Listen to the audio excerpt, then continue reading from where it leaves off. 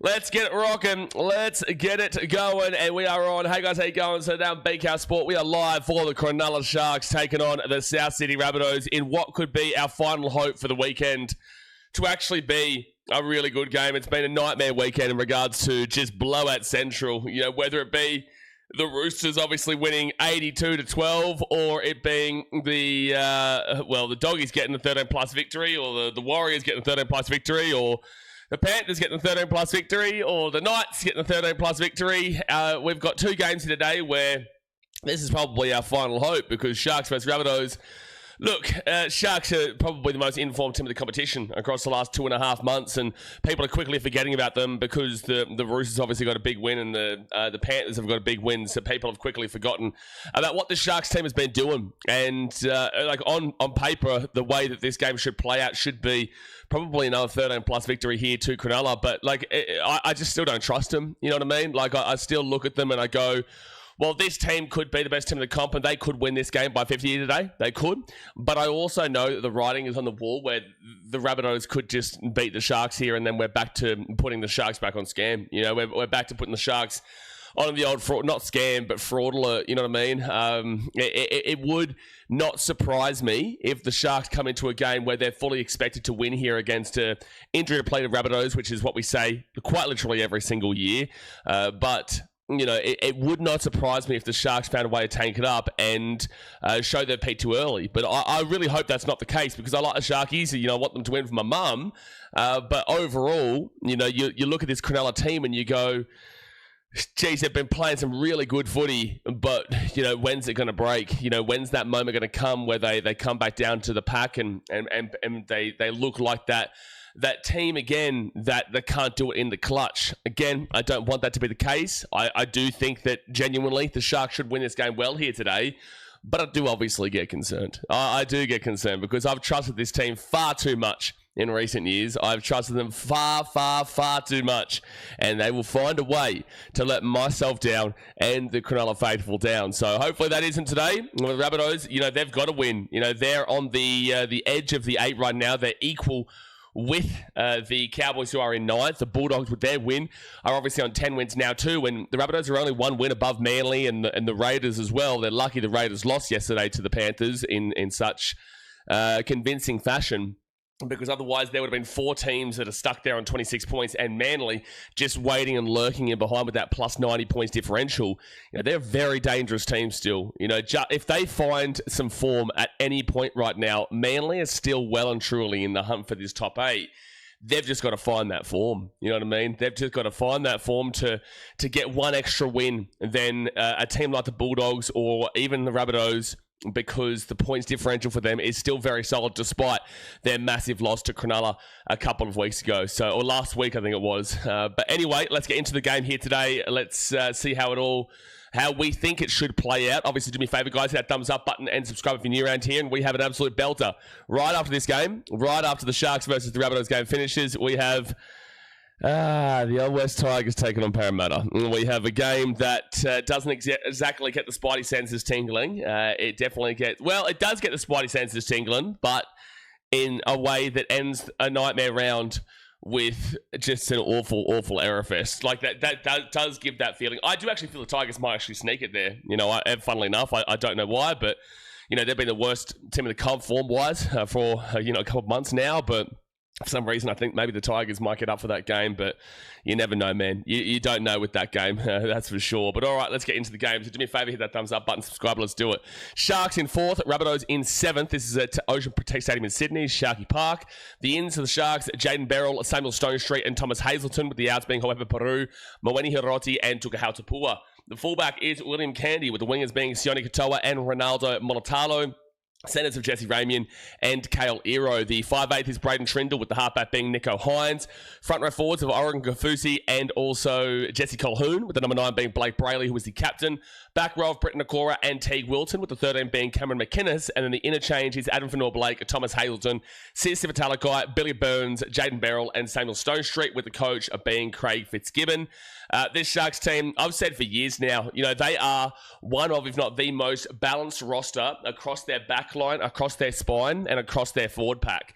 That doesn't necessarily mean that you are going to get the most balanced game across this team. You know, for some reason, when you do have all this confidence in them, when you do have all this belief in them, you know, this Sharks team does find a way to disappoint. So I'm really looking forward to this back end of the season to see if they've actually turned a corner and they've actually realised their potential. They realise how good they can be, and they just pump through this back end stretch because, look, ultimately, they are already into the finals. Yes, they're only on the 12 wins. They still need to just get that one more win. They will get one more win for the season at the very least, for sure.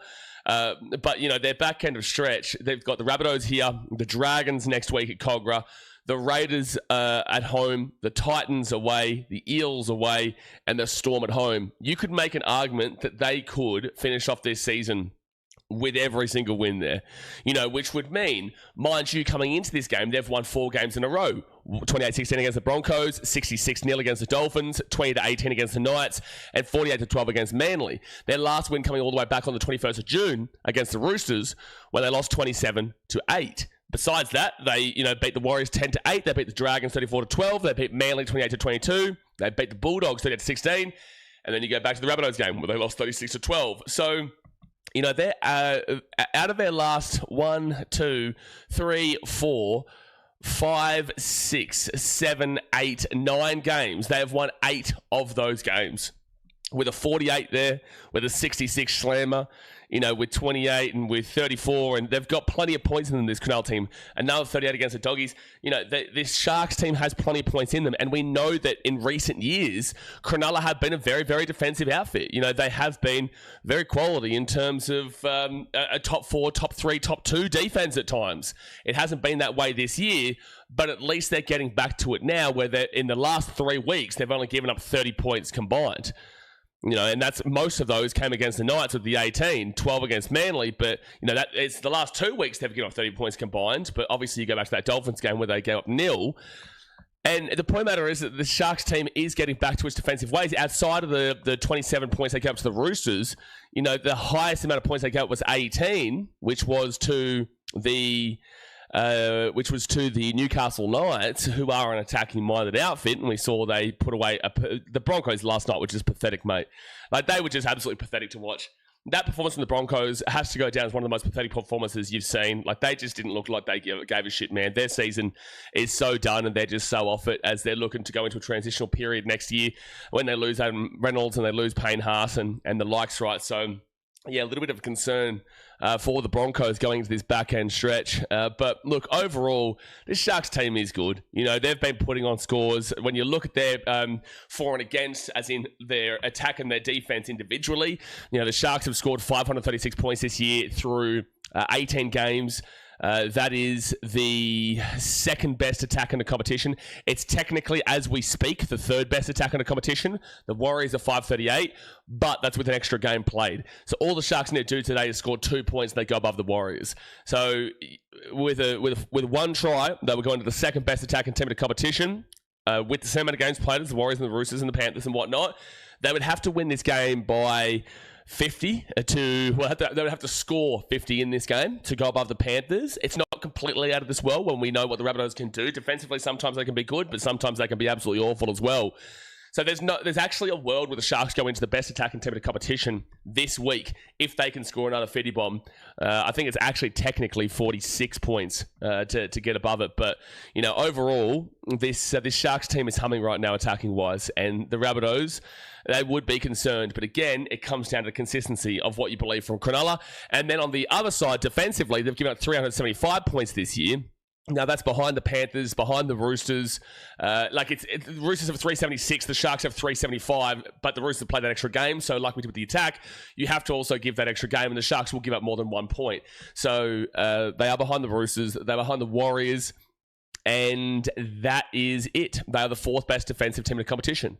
So, right now, there is an argument for first, but we're going to put them in second. They are the second best attacking team in the competition, and obviously, they are the fourth best defensive team in the comp. So they are exactly where they should be in that 2, 3, 4 range, it makes complete sense where the Sharks are. And that's comparison to other teams that are starting to equal out in regards to their points for and their points against. You are seeing teams now start to put themselves and situate themselves in the rightful area that you would expect them to be, because we obviously were talking about this with the Cowboys for so long this season, where they were in the top 4, but they had a 10th ranked attack and they had like an 11th ranked defense, and you're just like, well, how is this team in the top 4? How is this team in 5th? It didn't really make any sense. And now they've obviously come back down, and they've come back down to earth really well this weekend with that 82-12 loss, but and now they're down in 9th position. But because they lost by 82, obviously we've had to bring in the Antarctican Penguins instead, because that was just so embarrassing. But look, this Sharks team, they have every right to win this game. Honestly, they should be winning this game, and they should be winning it well with all the outs that the Rabbitohs do have, which is a consistent theme with South Sydney, unfortunately. And I wish I didn't have to say that, but this South Sydney team, over the last 5 years, have just been injury central, man. Every single year is just injury after injury after injury, and it's really holding them back from progressing as a club. So they need to internally look at that. I know they would have, but they need to do it again. Like, truly, it's getting ridiculous that every single year we're sitting here talking about the Rabbitohs being in the top 2, usually first, but the top 2, top 3, top 4, 4 injuries across a year, collective games missed. So, yeah, look, the Sharkies, they really should be winning this game here today, but how much do you trust them? You move to the Rabbitohs now, the ins, Adam Elliott and Sean Kepi, with the outs being Bronson Garlick and Ewan Aiken. The fullback is Matty Duffy, with the wingers being Alex Johnston and Campbell Graham, centers of Latrell Siegwalt and Jack Whiten. The 5'8" is Cody Walker, who is the captain, and the halfback is Ashton Ward. Front row forwards are Tavita Totola and John Rattle, with the number 9 being Brandon Smith. The back row is Keon Kalamatangi and Adam Elliott, with the 13 being Lachlan Hubner. Interchange of Jai Gray, Jamie Humphries, Liam LeBlanc, Sean Kepi, Jaden Sullivan, and Thomas Fletcher, with the coach being Wayne Bennett. Jai Gray still remains on the bench there. Wayne Bennett is loving a little bit of Matty Duffy action there. That is a decision. That is not an injury that people were assuming. There is no injury there for Jai Gray. It's just that Wayne Bennett is preferring what Matty Duffy is doing right now. And Matt Duffy has been great attacking-wise. You know, he really has been. He's been fantastic to watch attacking-wise. But when it comes to the old defensive side of things, he has not been fantastic, especially in that game against the, I think it was the Panthers a few weeks ago. It was poor. No, it was that Storm game. Really, really poor. Gave quite a few tries there. And the Raiders game as well. But attacking-wise, he's just so hard to leave out for the Rabbitohs. So that's why I guess Wayne Bennett has gone that way. I'm so close getting out of this sickness, by the way, guys. Like, I'm so close. I felt much better this morning than I have been recently, so you won't have to see me muting and coughing all the time. Probably from next weekend, to be fair. But look, this Rabbitohs team, they are currently situated in 7th position on 10 wins. They still need 3 wins to get themselves into the top 8. It's going to be a mad rush. They got the Sharks this week, not an easy one. We've got the Eels next week, very winnable. That's Indigenous Round 2, which we know the South Sydney Rabbitohs really do take a high emphasis on. They do really care about Indigenous Round. So let's entertain and give them a win. So then if they won that game against the Eels, they need 2 more wins for the rest of the season. And then you've got the Bulldogs away, the Warriors at home, the Titans away, and the Roosters at home. So let's go and entertain it by saying that you beat the Titans, who you have a fantastic record against. You would need to win 1 game out of the Sharks, the Bulldogs, the Warriors, and the Roosters. That's not easy to do. You know, the Bulldogs are still a very beatable team. I know Bulldogs fans will sell you a dream, but the Bulldogs are still a very, very beatable team. There are still question marks in regards to that Canterbury team. But you would need to win at least one of those 4 games, and then you would start to rely on your points differential. But your points differential is plus 78. So the Cowboys are minus 98. The Bulldogs are minus 44. Manly are plus 90, though. They're the worry. The Raiders, who, you know, obviously lost yesterday, which was really tough for them, they're minus 59. And, well, they're still only 1 win behind you, but there is actually a world this year. There is actually a world that it's 30 points. I was thinking at one stage it could have been 34 points, which is 14 wins to get into the top 8. But now I'm starting to feel like, look, it's still probably going to be 32, 13 wins. But I wouldn't put it out of the equation that teams actually struggle to get to the 32. I wouldn't put it out of the equation that 8th might sneak in with a cheeky little 30. But I guess if it does end that way, then it probably would be Manly. That would be probably to Honor. Then they'd still have to win 3 games, Manly. You know, it's getting really tight. You know, but the thing is that these teams in the middle of the table, they're not necessarily really taking on the really easy teams on a consistent basis across the back end of the year. It is typically teams around this area of the table or above. Whilst the Sharks or the Dolphins, they're getting all the easy teams for the rest of the season. Like, truly, the Sharks and Dolphins, there is an argument to be made they shouldn't lose another game for the rest of the year. Truly. So, right at this very second, it's very difficult for the Rabbitohs, because if they lose this game, well, then it's going to be a huge one next week as they take on the Eels, and they have to win that. If they don't win that, you'd probably say they're bolters for not making the 8, because you have to beat Parramatta. You have to. They're in third last right now. Could be in second last if they lose the Tigers later on today. Rabbitohs will have to win that game. Today isn't a necessity, but it's a really desperate want. You desperately want to sneak one here against the Sharks, but it's not a necessity technically. Right, so look, I am going to take the Sharks 13 plus here on the basis that that's what I think should happen. Statistically, it should happen because, again, it was the second best attack, debatably first best attack for the Cronulla Sharks, and the fourth best defense going up against the Rabbitohs, who scored 510 points this year. Now, they're 2 games behind the Knights, so this makes it difficult, but they're only 1 point short of them, so they've got a better attack than them.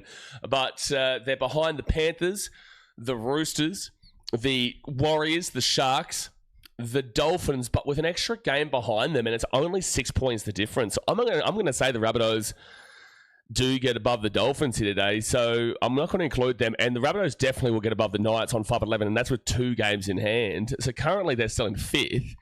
They are actually the 5th best attacking team in the competition, the Rabbitohs. South Sydney, the 5th best attacking team in the competition, if you remove the Dolphins and Knights, with the Dolphins having that extra game and only 6 points ahead, and the Knights having 2 extra games and only 1 point ahead. So I'd say the Rabbitohs are the 5th best attacking team in the competition right now. That's actually a lot more positive than I probably would have thought. And then defensively, 432 points against. That's behind the Panthers, that's behind the Roosters, that's behind the Warriors, behind the Sharks, behind the Dolphins with an extra game in hand, so even worse. It's in front of the Knights, but again, they're 2 games ahead of the Rabbitohs for more points to be conceded, yeah? So I'm going to put them behind the Knights. They're in 7th because it's for 451 for the Knights and 432 there for the Rabbitohs. 19 points in 2 games. It's happening. So I'm putting them behind the Knights into 7th. They've also given up more than the Bulldogs, so they're in 8th. And that is it. So they are the 8th, but so they are actually playing like a top 8 team because they've got like I said, the 4th best attack, but the 5th best attack, but they've got still a top 8 defense. So 5 through 8 is a fair enough reasoning for them. So 7 is kind of perfect for them. That is a perfect positioning for them. So maybe they do end up finishing there, but based off of those, points totals on the for and on the against, they are well deserving of their spot right now, and it makes a great deal of sense of why they're situated right here in the middle of that bottom 4 of the top 8. But I am going to take the Sharks 13 plus just on the basis that I think that's what should happen, but I also still don't trust them.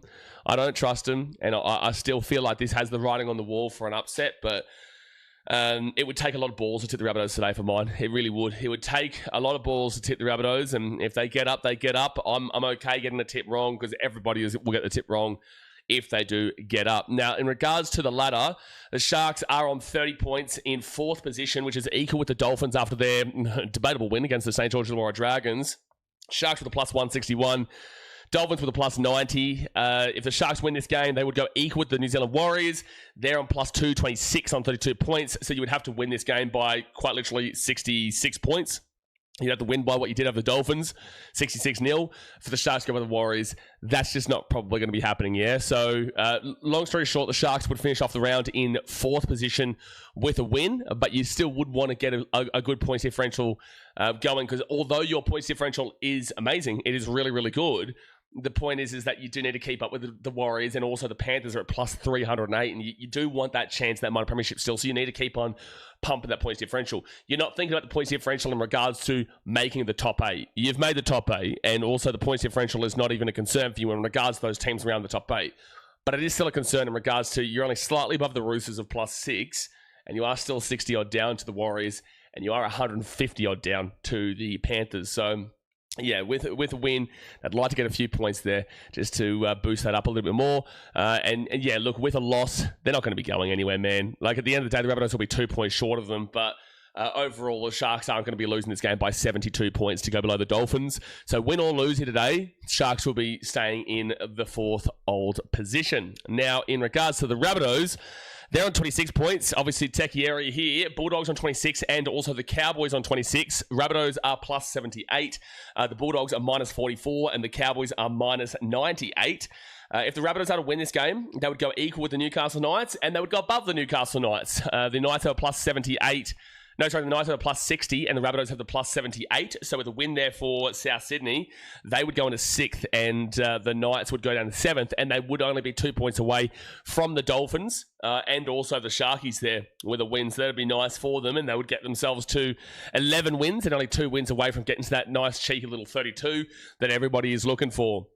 But if the Rabbitohs do lose this game, well, Knights fans, you'll be very grateful for that one. Actually, you're in a bit of a tricky situation because, like, technically speaking, you've got to buy Knights fans. You've got to buy sort of come. So you're actually the same amount of wins as the Sharks and the Dolphins, but your points differential is quite far behind the Sharks and still 30 behind the Dolphins. But the tricky little situation here is that you're still trying to fight for a top 4 spot, yeah? Even though that's a bit debatable. But you also don't want the Rabbitohs to jump you. So in one world, you want the Sharks to lose this game so you can keep your top 4 chances alive.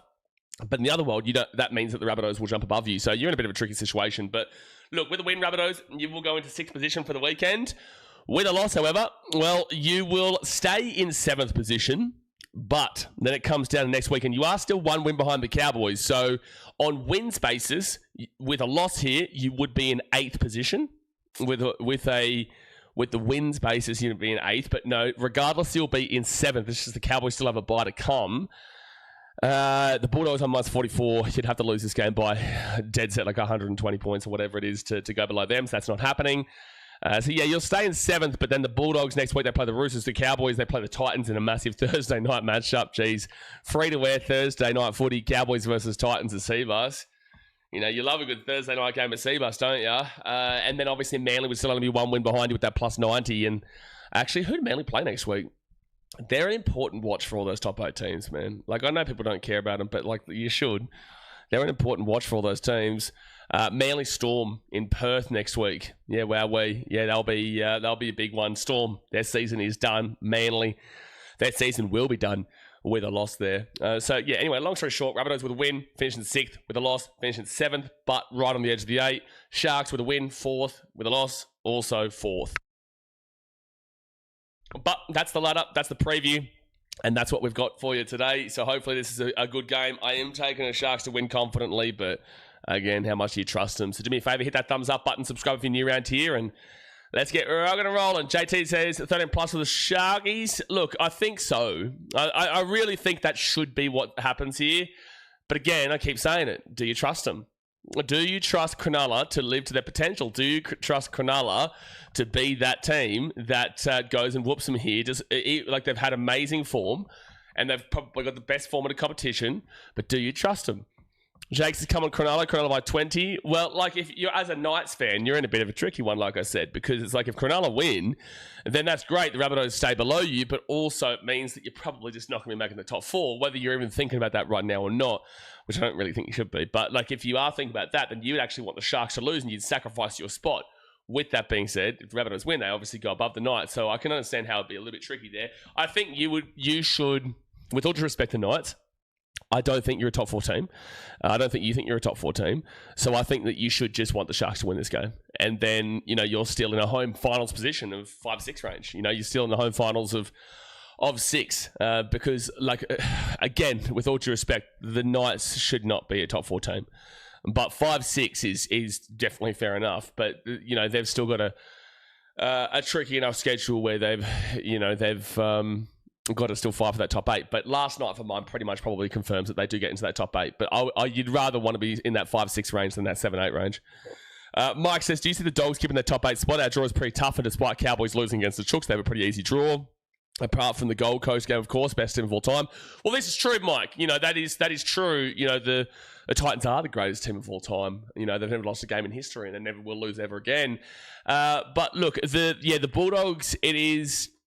I think you're under a little bit of a mirage right now. This question here shows to me that you're not one of those really truly biased fans who just thinks it's a guarantee right now, which is really good. It's a compliment for you. But yeah, look, like the Bulldogs, they play the Roosters. That's very tough. The Rabbitohs next week is a week after is also very tough. The Dragons should be a win. The Panthers away, very tough. And then the Broncos at home, like you should be getting the win there.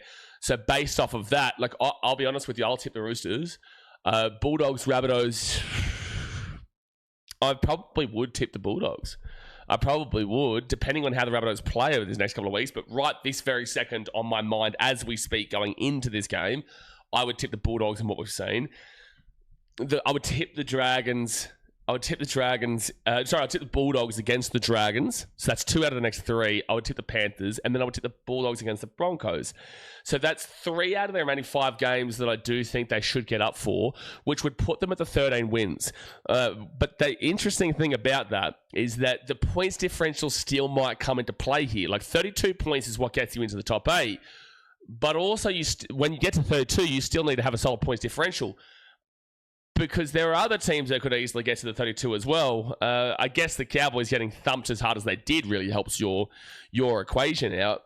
But I would give you 3 out of your remaining 5, which is a positive, and I still don't even trust that. But I would give you 3 out of your remaining 5. If you beat the Roosters next week, you're guaranteed for the top 8. But I'd give you 3 out of the next 5. And compared to the Cowboys, again, don't forget about Manly, bro. But the Cowboys, they play the Titans. You'd expect the Cowboys probably should win that. They play the Eels away. You really should expect the Cowboys should be winning that game. The Tigers, you should be expecting them to win that game.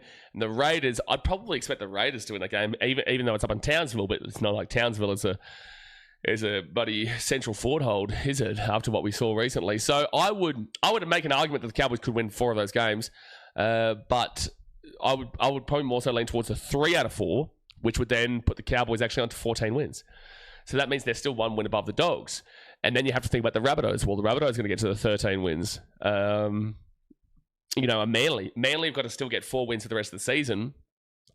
Everyone's just forgetting about them because they've been playing some poor form. But if they come back out of this bye and they fly home, like the Cowboys have a bye, which does kind of hurt them a little bit at this point of the season. It does hurt them a little bit, especially with the fact that they still need 13 wins, sorry.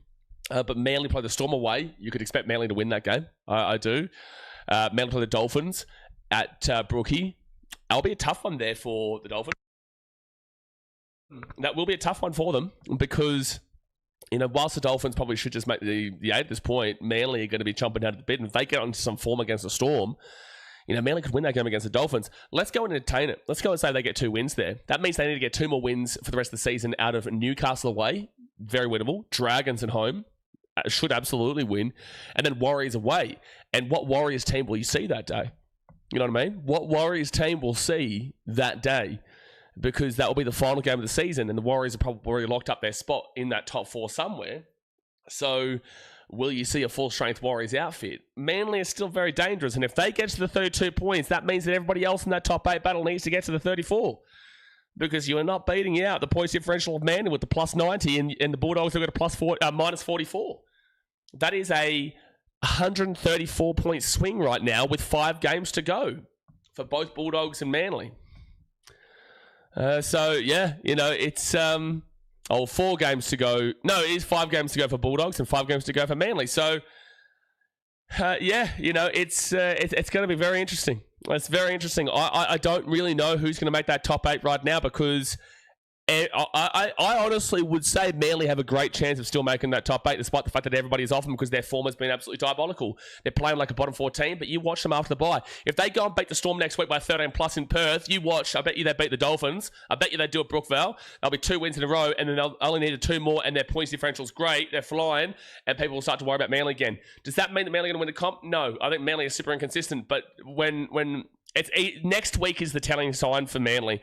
If they go and lose, then they're done. If they go and win 1 or 12, I don't know if they beat the Dolphins. If they go and win 13 plus, I could easily see them beating the Dolphins, and then they're going to be the really scary team on the edge of the 8. I hope that answers your question for you. Home the NRL says Rabbitohs are so up and down, it could come down to certain players like Walker and whether he's on. Yeah, just whether he decides to kick a random player when the Rabbitohs are scoring a try. Yes, that's usually a Cody Walker special. But The game is about to start here. Sharkies are out on the field. So are the Rabbitohs. And hopefully we get a beautiful game here and a beautiful day there in the Shire, in Cronulla. It's an okay crowd. Like the hill's packed, but I guess people are still coming in, but there's still a lot of seats there available for a beautiful Sunday afternoon in the Shire. But the Rabbitohs will receive the ball, and it will be first tackle here for the Rabbitohs at the 15. Obviously, guys, do me a favour, hit that thumbs up button, subscribe if you're new around here, and let's rock and roll, baby. Come on, please be a good day, because it's been a nightmare weekend, son. It's been a nightmare weekend for close games. There has not been really a single one who was actually that close. Dolphins, Dragons was, but that game pissed me off because it was so poor quality. Fourth tackle now with the Rabbitohs at the 30. Braden Jones, we're here for a hopefully good afternoon. Thanks again for the wild stream last night, bro, minus the silly sooks. Hopefully the Sharks keep up their good form with the win. Yeah, look, Braden, it is what it is, man. Like, ultimately, there are a lot of people, especially when you're a content creator, yeah, people sit there behind their screen, behind their phone, or Kennedy will grab that ball and bring it out to the 25 and first tackle. People sit there and they think they get like this massive win over a content creator because their team sucks or their team lost, and it's like, oh, their life must be shit.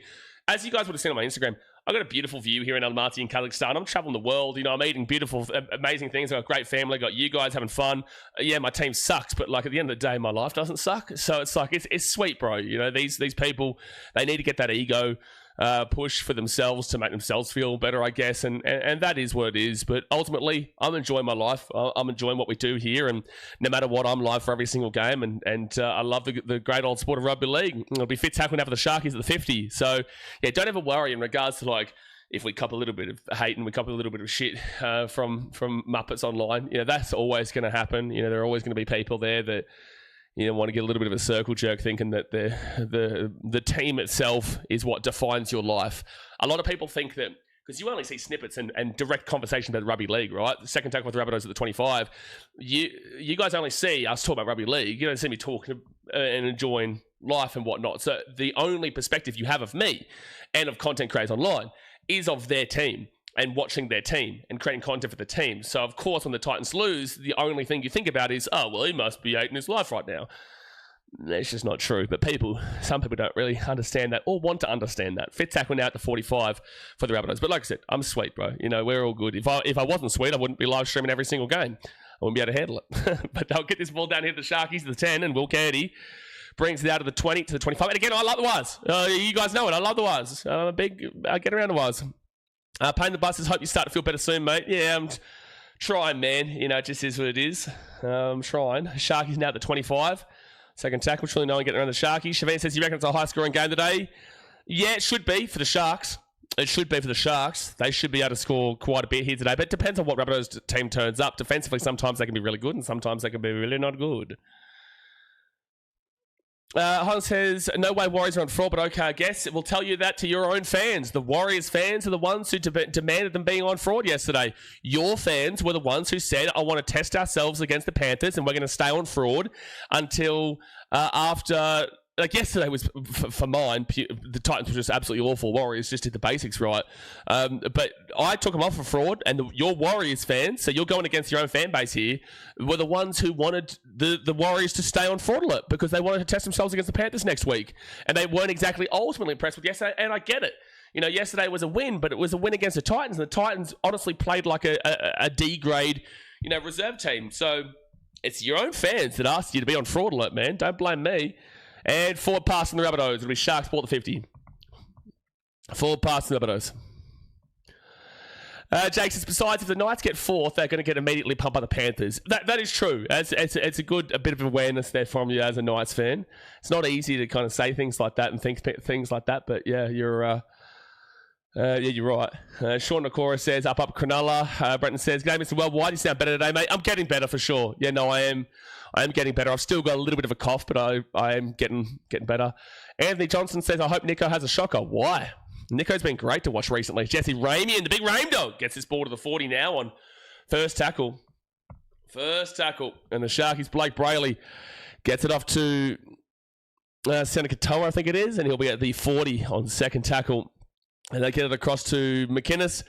And Sharkies with the first attack of the game at the 30. Comes out the back there. I don't know if that was an offload or a lost ball, but it definitely came at the back.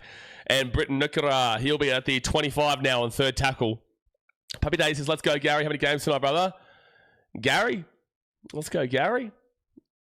Are you calling me Gary? You calling me Gary? The answer is who will perform the best today in your opinion? Probably the Sharkies and Nicho Hynes, but Braden Trindle's been unbelievable. Alrighty, so the Sharkies now are 10 metres away from the line, 5 minutes into the game. 5 minutes in. And they'll go to the right to Trindle, tricky Trindle to Nicho Hynes. Over the top here, Sione Katoa. He'll step back on the inside. He will get taken down to the 10. That wasn't great there from Cronulla to end that set. That wasn't great there to end that set. William says, hi, Blaze, hope you're feeling better. William, I'm feeling okay now, but I'm not going to be feeling okay when we have to watch Parramatta versus West. And I know you can agree as a Tigers fan. But that game, considering we had to end the whole weekend off and wrap the whole weekend up with Parramatta versus West Tigers, I don't know how we're going to survive it. But they go out to the right-hand side. The Rabbitohs are away here. Campbell Graham at the 50. 45 to 40. They may score here. Matty Tufty on the inside. Oh, Nicho Hynes with a great try-saving tackle there. Comes across and helps out his fullback, Will Candy. They could score out on the left-hand side here with that breakaway. Rabbitohs here. Cody Walker. There is a try for the Rabbitohs. And Sharks don't do this. Don't do it, Cronulla. Don't do it. I've seen this story many times before. I haven't seen this story many times before. Don't do this, Cronulla. I have seen this story many times before. There is no one ruining any storyline here. This was way too easy for the Rabbitohs. They go down the right-hand sideline and Campbell Graham back underneath and Matt Tufty. Great defensive try-saver there from Nicho Hynes. And all the Rabbitohs had to do was spread the ball out to the left-hand side when you make a break down the right. Cody Walker gets away from that tackle, passes it off, and Rabbitohs are in. Don't you do this to me, Cronulla. Don't you do this to me, Cronulla. Don't do it. Jaden says, Sharks with the usual blowout wins, then do nothing in the finals. I think this is quite an unfair thought process recently, anyway. I get it in previous years, but like they still made the prelim last year. They still, went and whooped the Roosters and then whooped the Raiders before getting done by the Storm, where they should have won that game. The Storm weren't good, but Sharkies just weren't up to the weren't at the table. Will Candy had a nightmare game. I think last year that was it's a bit harsh because they did win 2 finals games, but usually you'd be right.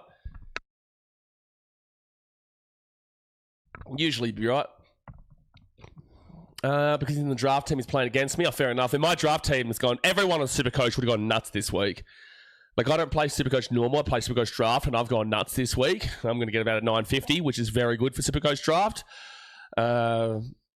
But my highest ever score actually in draft was 1,060 earlier this year when the Panthers got that 66-0, 64-0 win over the Tigers. I had Cleary captain, I had Brian Toto, I had Isaiah Yohan, the likes, right, and Paul Adamotti. But 6-0 for the Rabbitohs. 32 minutes to go here the first half. They get the kick. Paul says, Gary, SpongeBob Snail. Well, fair enough. Dia says, glory, South Sydney. Titans girls up 12-0 over the Wires. Fire up the Titans girls.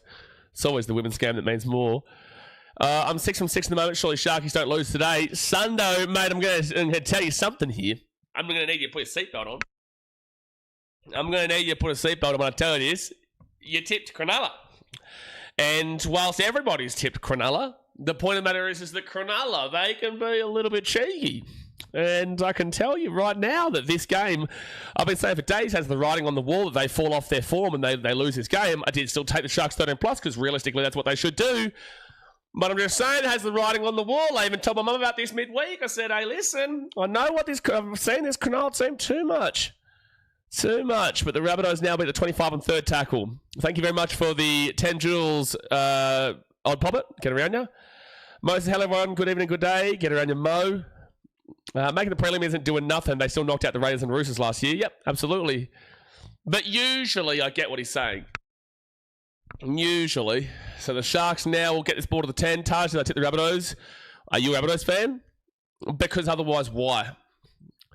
Because statistically, why? I guess the Rabbitohs did beat the Sharks at Magic Round earlier this year. I wasn't Magic Round this week before Magic Round. Nicho Hynes gets that ball out here to Jesse Ramien. Ramien's at the 25. He's at the 30. He's still moving. He pushes off of one. Jeez, he just got absolutely pumped off Brandon Smith. Cuts his ball back to the left-hand side. That's a great run here from Sione Katoa. And they'll be at the 35. And now they'll go to the left-hand side to Teague Wilton, and Wilton's now going to be at the 45 on third tackle. 10 minutes gone here, 30 minutes to go the first half. That's going to be a one-on-one strip here. Hit that thumbs up button, subscribe. It's a penalty. It's a penalty. Brendan Smith will strip it with 2 in the tackle. It is a penalty here to the Sharkies. Jordan Hannaford says, I live in Amsterdam and can't watch games live. I always listen to your channel for commentary and keeping up with the game. Thank you. Get around you, Jordan. Appreciate you for tuning in. All the way in Amsterdam. Oh, that was a one-on-one strip there. That probably shouldn't have. They should have challenged this here, South Sydney. They should have challenged that. It probably would have been a fine strip. Would have been successful. Every time I tip the Sharks, lose. That's why. Makes sense. No, that does make sense. That definitely does make sense. First tackle now for Cronulla at the 30. I've read that story before. Jesse Colquhoun, he's going to be at the 20 now on second tackle. And Blake Brayley off to Cameron McInnes at a short ball to Oregon Kafusi, and he's going to be 15 metres away from the line, third tackle. Blake Brayley, he'll go out to the left to Tricky Trindle underneath now, and the Sharkies will be at the 5. Who's number 17? Is that Jesse Colquhoun? I think it might be. He's had a great year. Braden Trindle at the 10. Teague Wilton, 2 minutes away from the line. Fifth tackle. Can Cronulla get over? Blake Brayley, short ball into the line. I think that's a knock on. It is a knock on. Knock on from Cameron McInnes as they go for the crash play on fifth tackle, and it's going to be the Rabbitohs ball back out of the 10. Rabbitohs ball. Up the money says, do you believe the Sharks have a chance this year more than ever to make the grand final? Yep. Yeah, I do. This isn't a great example right now, but yeah, I do. 100%. If they keep playing like they have for the last 9 weeks, yep. Yeah, they do. Jonathan's the Bulldogs on fraud alert? No, because they've been in some good form and they've actually risen. You know, for a lot of this season, they would have been on scam, but not now. Not right now. I will say, though, from a personal thought process, that I do think that the Bulldogs, that's a penalty to the Rabbitohs here at the 20, I do think that this is an awful start for Cronulla. I do think the Bulldogs are still very questionable. I don't think they were amazing against the Storm, but they got the job done there. The Storm had no Munster, no Hughes, no Grant, no Warbrick, no Coates, no Elias Katoa, no anybody. You know, they had a whole team out there, and still it was a 1-12 game. The Storm were actually leading with a good 10 minutes to go there before it ended up blowing out for the Bulldogs. But the Bulldogs are still a little bit of a concern for mine. A little bit of concern for mine. But I'm not going to put them on fraud alert because their form has been at least decent. Home NRL says, hopefully it's just a slower start, but already having problems. Yep, there definitely is problems at the moment. Remember, Rabbitohs beat the Sharks by 24 points last meeting. No, I know that, Kaya, but it shouldn't be happening. And you know that too. Like, as a Sharks fan, I know you're a Sharks fan, you know the Sharks shouldn't be losing this game. It doesn't matter what happened 3 months ago. You know, that game that you're referring to happened before Magic Round or just after Magic. No, I think it was before Magic Round and then they played the Bulldogs, didn't it? At Magic Round. Where is it? So, yeah, it was back on the 9th of May. So you're referring to a game on the 9th of May. That is, it's like June, May. That's 3 months ago. 3 months ago we're talking about. So there's no reason we should be bringing that up. This might be a bin here. We're about to see a bin here for the Sharks. Teague Wilton's in the bin. Teague Wilton will go to the bin for Cronulla. This is an absolute disastrous start here from the Sharks. This is a disastrous start from the Sharks. Bressy says, Sharks are fraud alertable every other week. I know, I don't trust them. Oh, geez, that's a solid head clash there. And yeah, Teague Wilton's got to do better in regards to lowering his body. But I will say, I will say it's very harsh to see this as a bin nowadays, but it's probably still the right call because it is negligence in regards to getting lower. It's not intentional though. It was completely accidental. Like, obviously he's not going with the head there to essentially headbutt Jack Whiten, but I do get why they're still binning, considering. Second tackle now for the Rabbitohs at the 50. Home NRL says, no way that's a bin. F off Todd Smith. I still think it's negligence from Teague Wilton. I get the commentary, what they're saying, and they're saying, Jai Gray on the field, by the way, because Jack Whiten out, and there's going to be a penalty here to the Rabbitohs. Jeez, the Sharks are playing really poorly. No, I get where you're coming from, but at the end of the day, he's bleeding heavily out of his ear. He's bleeding heavily from the head where he has been contacted with the accidental head of Teague Wilton, but you've still got to protect the head. And ultimately, in rugby union, you know, you see things like that being sent off. You know, that's definitely a sin bin, a yellow card in rugby union. I know this is rugby league, but the point matter is that you can understand where they're coming from. In the past, that was never a bin, but I do understand with the way that the game's going, that is classed as a bin. And they'll go to the left-hand side, and now the Rabbitohs will be at the 15, and especially if you're talking about Callan Pye getting sent off, well, then you're definitely going to be calling that. And that'd have been too. Send off in State of Origin. Absolutely. Second tackle now at the 10. They go to the left-hand side. And it will be Lachlan Hubner at the 5 on third tackle. Don't do this to me. No. Don't do it. Don't do it. I said this before. Ashton Ward, Cody Walker hits the grass. Jai Gray, he's playing right centre right now. 6 again, Todd Smith reckons. For what? Inside 10? Don't agree. Don't agree, Todd. Anyway, first tackle now at the 20. And the Rabbitohs, Lachlan Hubner will be 10 metres away from the line. Second tackle. Second tackle. Rabbitohs roll it back to Brandon Smith, who gets this ball across into Matty Duffy. Duffy underneath now to Vita Totola. And Totola is going to be 5 metres away. Looking for Kalaamatangi here today. He's playing back row rather than the front row. So looking for Kalaamatangi to do something here today. They go to the left-hand side. Cody Walker off to Latrell Siegwalt. It'll be 4 tackle now at the 10. 4 tackle at the 10. Brandon Smith off to Hubner. Hubner short ball to Vita Totola. Can't get anything going there, though. 5th tackle out to 5. I'd go to the right-hand side. They go to the left, though. Off to Cody Walker, and that's going to be ease. Oh, no. Well, Nico Hines has had a great defensive game here today. He saved a try. It ultimately ended up being a try on the other side of the field. But he saved a try by coming across and helping out Will Candy in the first instance. And that one, he stopped the try of Cody Walker as well. Nico Hines having a very good defensive game here today. TJ says, woo, get off your ass. Navan says, no, I couldn't find yellow. How many else is expected a penalty, but he was making a tackle? Yeah, he is, but at the end of the day, he's got to do better in regards to lowering his head, because that was, it does end up a Category 2 HIA there for Jack Whiten, and Sharky sees Sienna Katoa gets his ball to the 33. It does end up as a dangerous tackle, and we do see dangerous tackles like that do get pinged quite often now. And it'll be Sharks ball at the 40. Blake Brayley to the left-hand side, and Tricky Trindle puts that ball up into the air. Mulatalo chasing it through. Mulatalo knocks it back. Sharkies will get the ball. Sharkies still have the ball. Nico Hines. Nico Hines short ball, left-hand side. It's Kale Iro. Iro back underneath here. Tricky Trindle flicks it underneath for Nico Hines, and there's a knock on. Oh, it actually was looking pretty nice there until it didn't. Knock on. Knock on.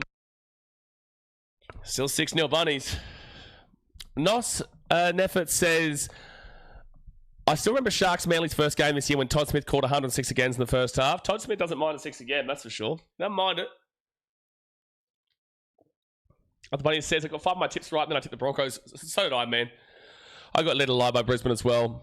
So, you know, a lot of people would have tipped the Broncos because of the outs of the Knights, but the Broncos, oh no, that's a bad mistake there from the Rabbitohs, and then it's 0 tackle for the Sharkies at 40. Bad error there from Ashton Ward. And now Kale Iro, he's going to bring this ball. Well, that should be a 6 again. That should be a 6 again on 0 tackle, Todd Smith. He was clearly not square at marker just then. Blake Brayley out to the right-hand side of Cameron McInnes, and then off to Nico Hines. Yesterday's performance of the Broncos was so pathetic. It was just so pathetic to watch, man. Brett Nakora playing right centre there, weirdly enough, when Jesse Ramien is playing back row positionally. That was weird. Anyway, Jesse Ramien left-hand side to Nico Hines, to Cameron McInnes, and they're 20 metres out from the line, third tackle. No, the Dodgers didn't acquire Tarek Shkabal, did he? No, they didn't. Oh my gosh, that league, the MLB is just so bullshit, man. We were looking at getting him too. Did the Dodgers actually get Tarek? Bullshit, man. How do you even find the happiness of that success? You know what I mean? Like, how do you even find the happiness in that success knowing that you are quite literally just buying the pennants? So 4th tackle, Blake Brayley, left-hand side of Nico Hines. Nico Hines underneath, and it's going to be 5 metres out from the line here coming McInnes. 5th tackle. They give it off to Nico Hines. Braden Trindle. No, what was that? That's going to be Rabbitohs ball to 10. I don't know what the Sharks team is doing here today. No, sorry, Rabbitohs ball to 2. It wasn't classed as a knock-on. I thought there was a knock-on there, but Cameron Graham will bring this ball out to the 10 on first tackle. I don't know what the Rabbitohs, the Sharks are doing here today, attacking-wise. It's been really odd. They're not even kicking the ball. Put the ball up for Mulatalo. You've already seen some success with that in the middle of the park. We'll try it in the try line area. Why are you not kicking the ball up for him? I know Campbell Graham's solid in the air, but at the end of the day, I'd rather take the risk there of putting the ball in the area for Mulatalo rather than just running the ball every single time. Still 4 minutes in the bin here for Teague Wilton. It doesn't seem like the Sharks are down a man right now, but they are. And there's a penalty to the Rabbitohs for a high tackle against Brett Nakora. That's the worst thing you could see. Now I think about that, it's true. My rap playlist is coming to Sharks. Yeah, it's going to be a lot better than what they're showing right now, though. A lot better than what they're showing right now. TJ says, Rabbits defense too good. This game always banana skin for the Great White Scammers. Every game is a banana skin for the Great White Scammers. Navans, this is why we talk about the MLB. Because we can talk about whatever the hell we want to talk about here. I'm quite literally wearing a Chicago Cubs shirt as we're speaking. Like, at the end of the day, yeah, we love our rugby league and we're here commenting about rugby league, but we talk about whatever we want. So if people randomly bring up things from time to time, we'll bring it back in line if we're speaking too heavily about a different sport. But there's nothing wrong with us bringing up the fact that, you know, MLB just got dropped in the comment section very briefly, and now we're back to the Rabbitohs Sharks game. Brandon Smith right inside, and Lachlan Hubner, he's lost that ball. There's a knock on. That's a huge tackle there from Jesse Colquhoun, and the Sharkies will get out of trouble, and that means they'll be able to wait a little bit of take a little bit of time off of that sin binning of T. Wilton. Hit that like button, you pack of bludgers, and he says, yeah, hit the like button, you pack of bludgers. Gee whiz. What are you doing? What are you doing? Got a feeling Rabbitohs will be on scam after this game. Nah, you can't put them on scam after losing to Cronulla. Again, one, they're up 6-0 right now, but also two, if they lose to the form team of the comp, putting them on scam is a little bit rough, isn't it? Especially with all their injuries that they've been having. They've had a lot of injuries this year. There's a penalty to Cronulla. That's huge. That is huge. Neither team's at 80% completion rate, by the way.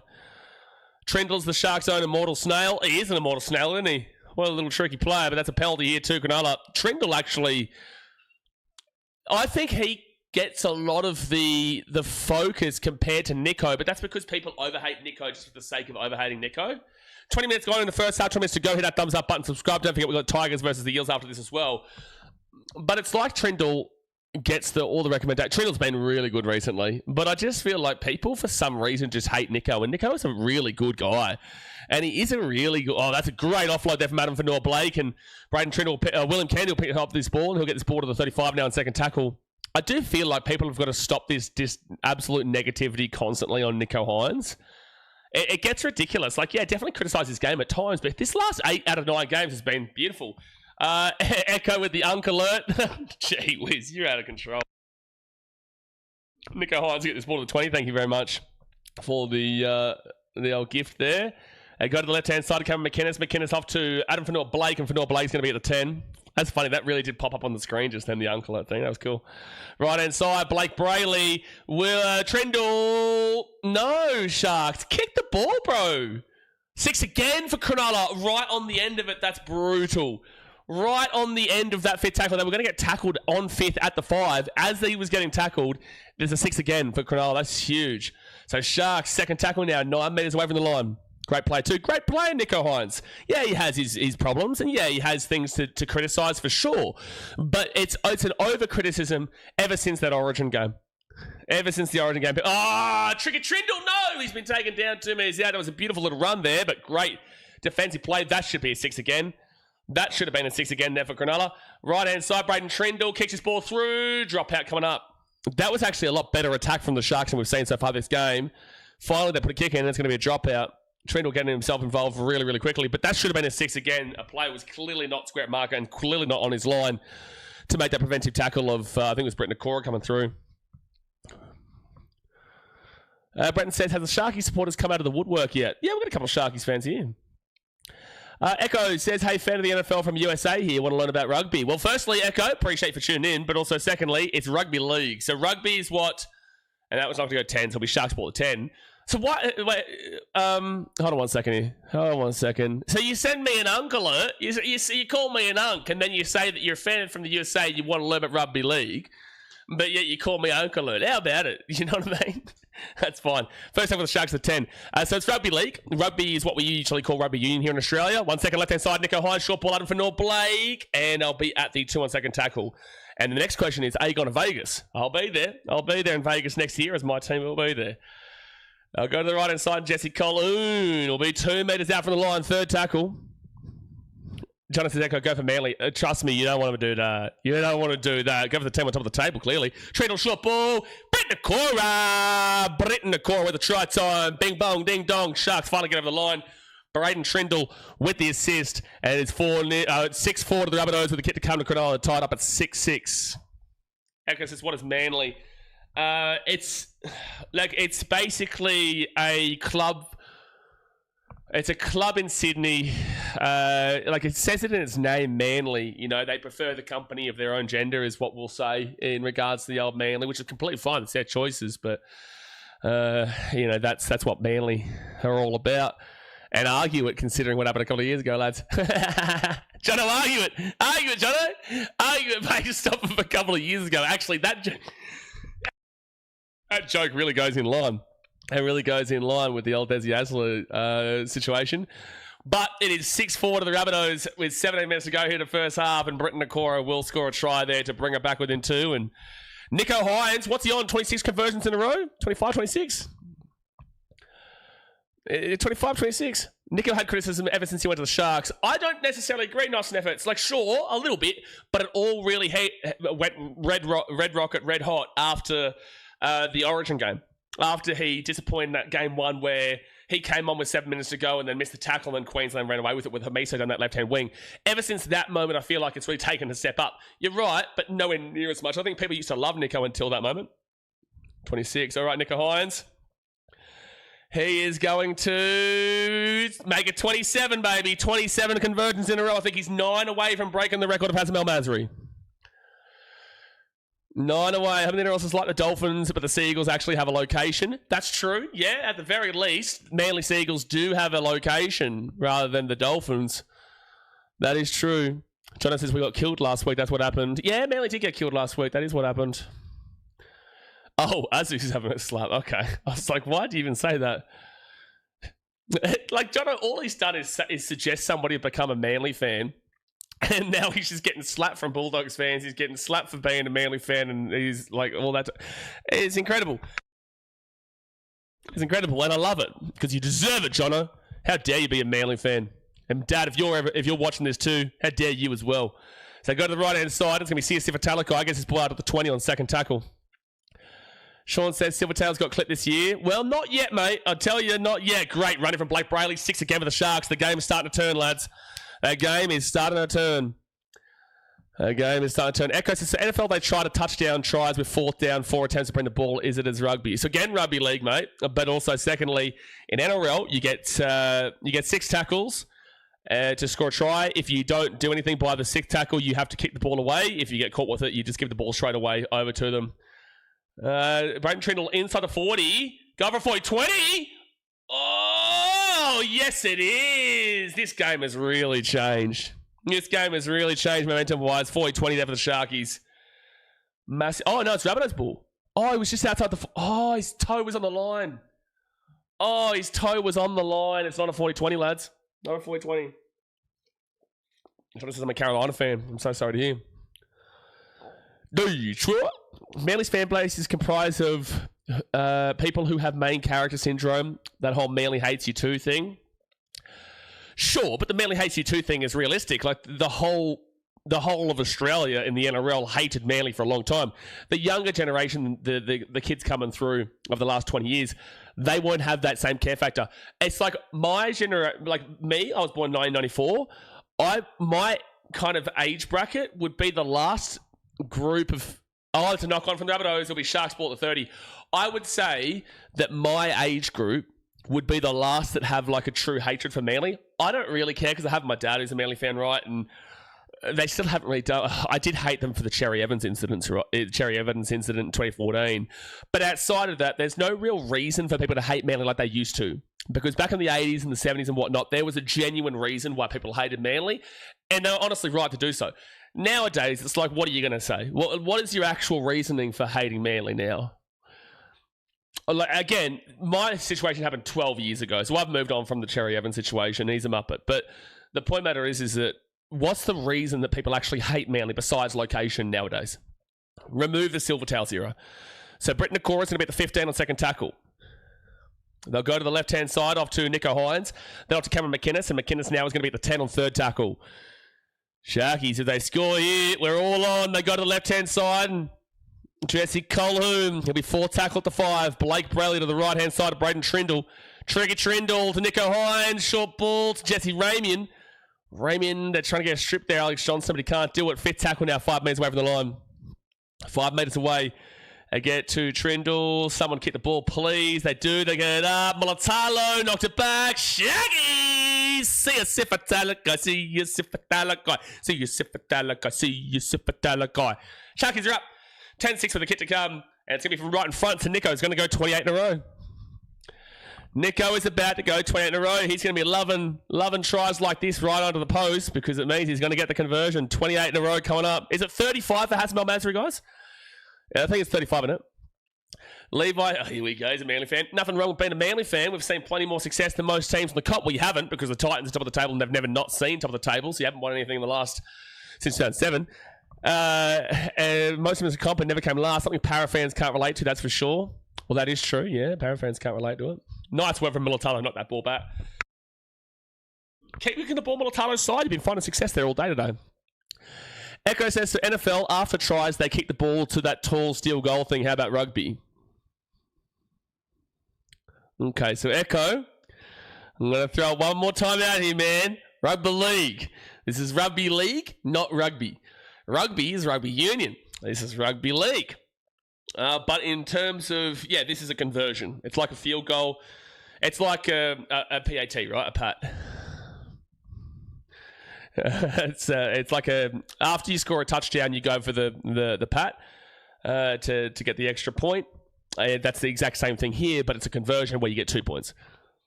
35. Thanks, Nos. Old Papa says, yes, they have a conversion attempt on every try. Expert says, respect to Manly versing probably the strongest team in the NRL era and 2 grand finals back-to-back and getting a revenge win. 40-0, dominating them while they were cheating the salary cap. No, it's probably, I would argue, so 12-6 to the Sharks, that's 28 in a row for Nico Hines.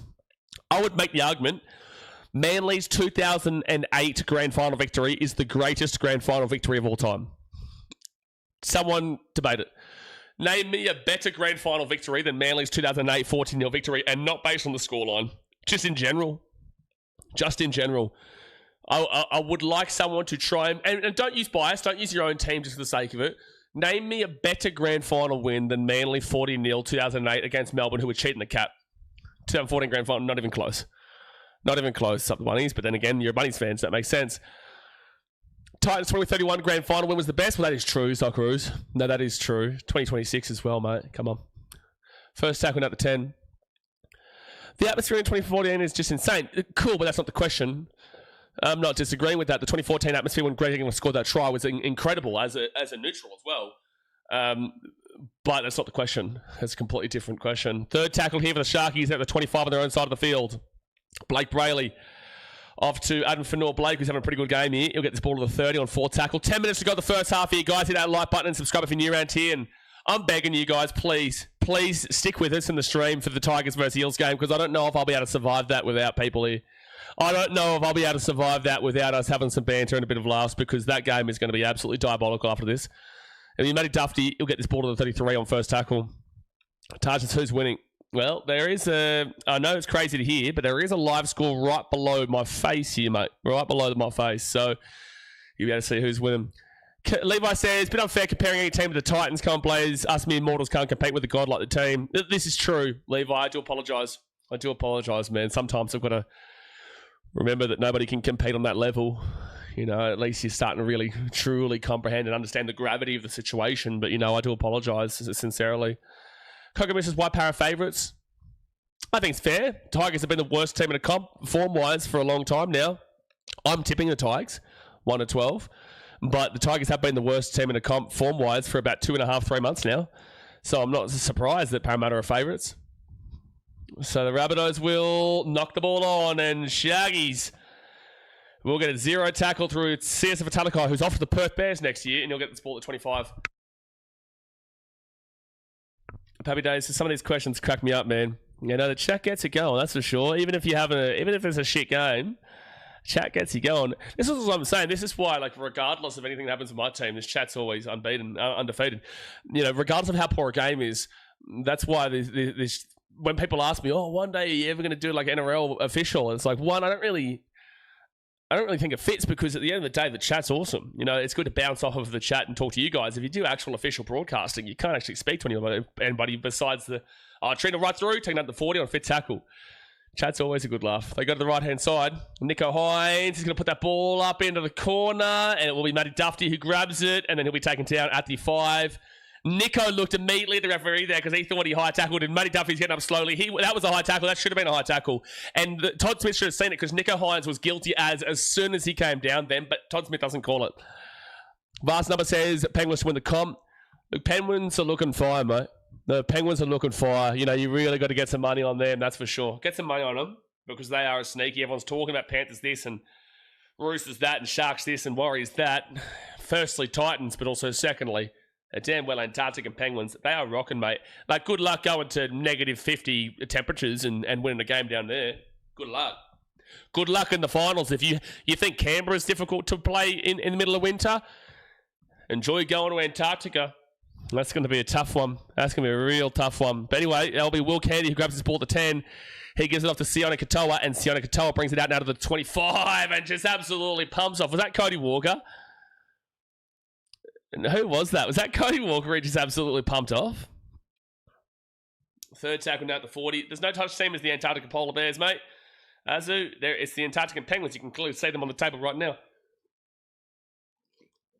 So right inside, they give it off to Adam Blake, off to Nicho Hynes, Jesse Ramian. Sione Katoa, great run here to the 35 on 4 tackle.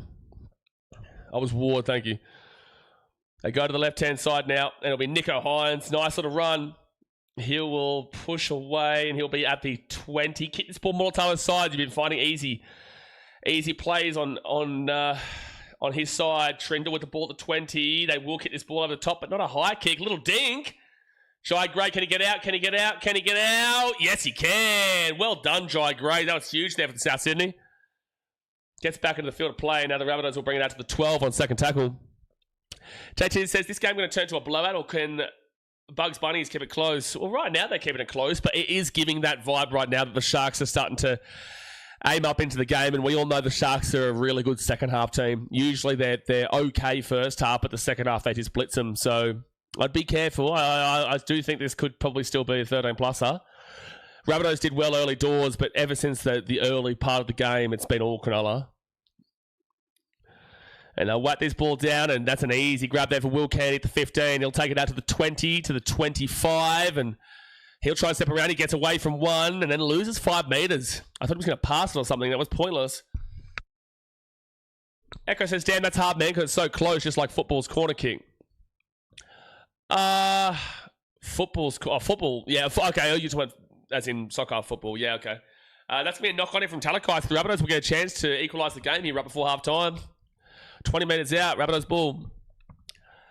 Conversions are difficult from the sideline. Conversions are not difficult from in front. Unless your name is Reece Walsh. Todd Smith flips a coin, and that decides which team gets 5 penalties in a row. That's true. Polar Bears live where they want. Are you going to argue with one?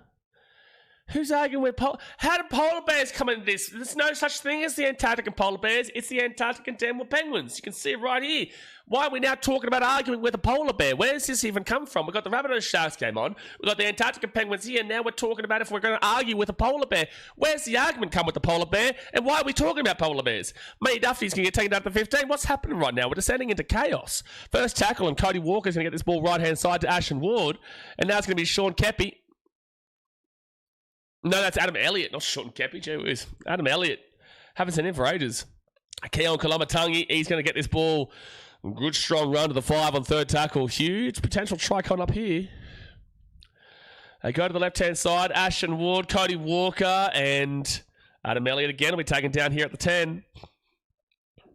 Jesse Ramian has been really good today. Fourth tackle here for the Rabbitohs. They give it to Cody Walker. Out to the right. Liam LeBlanc, he'll be at the 5 on fifth tackle now.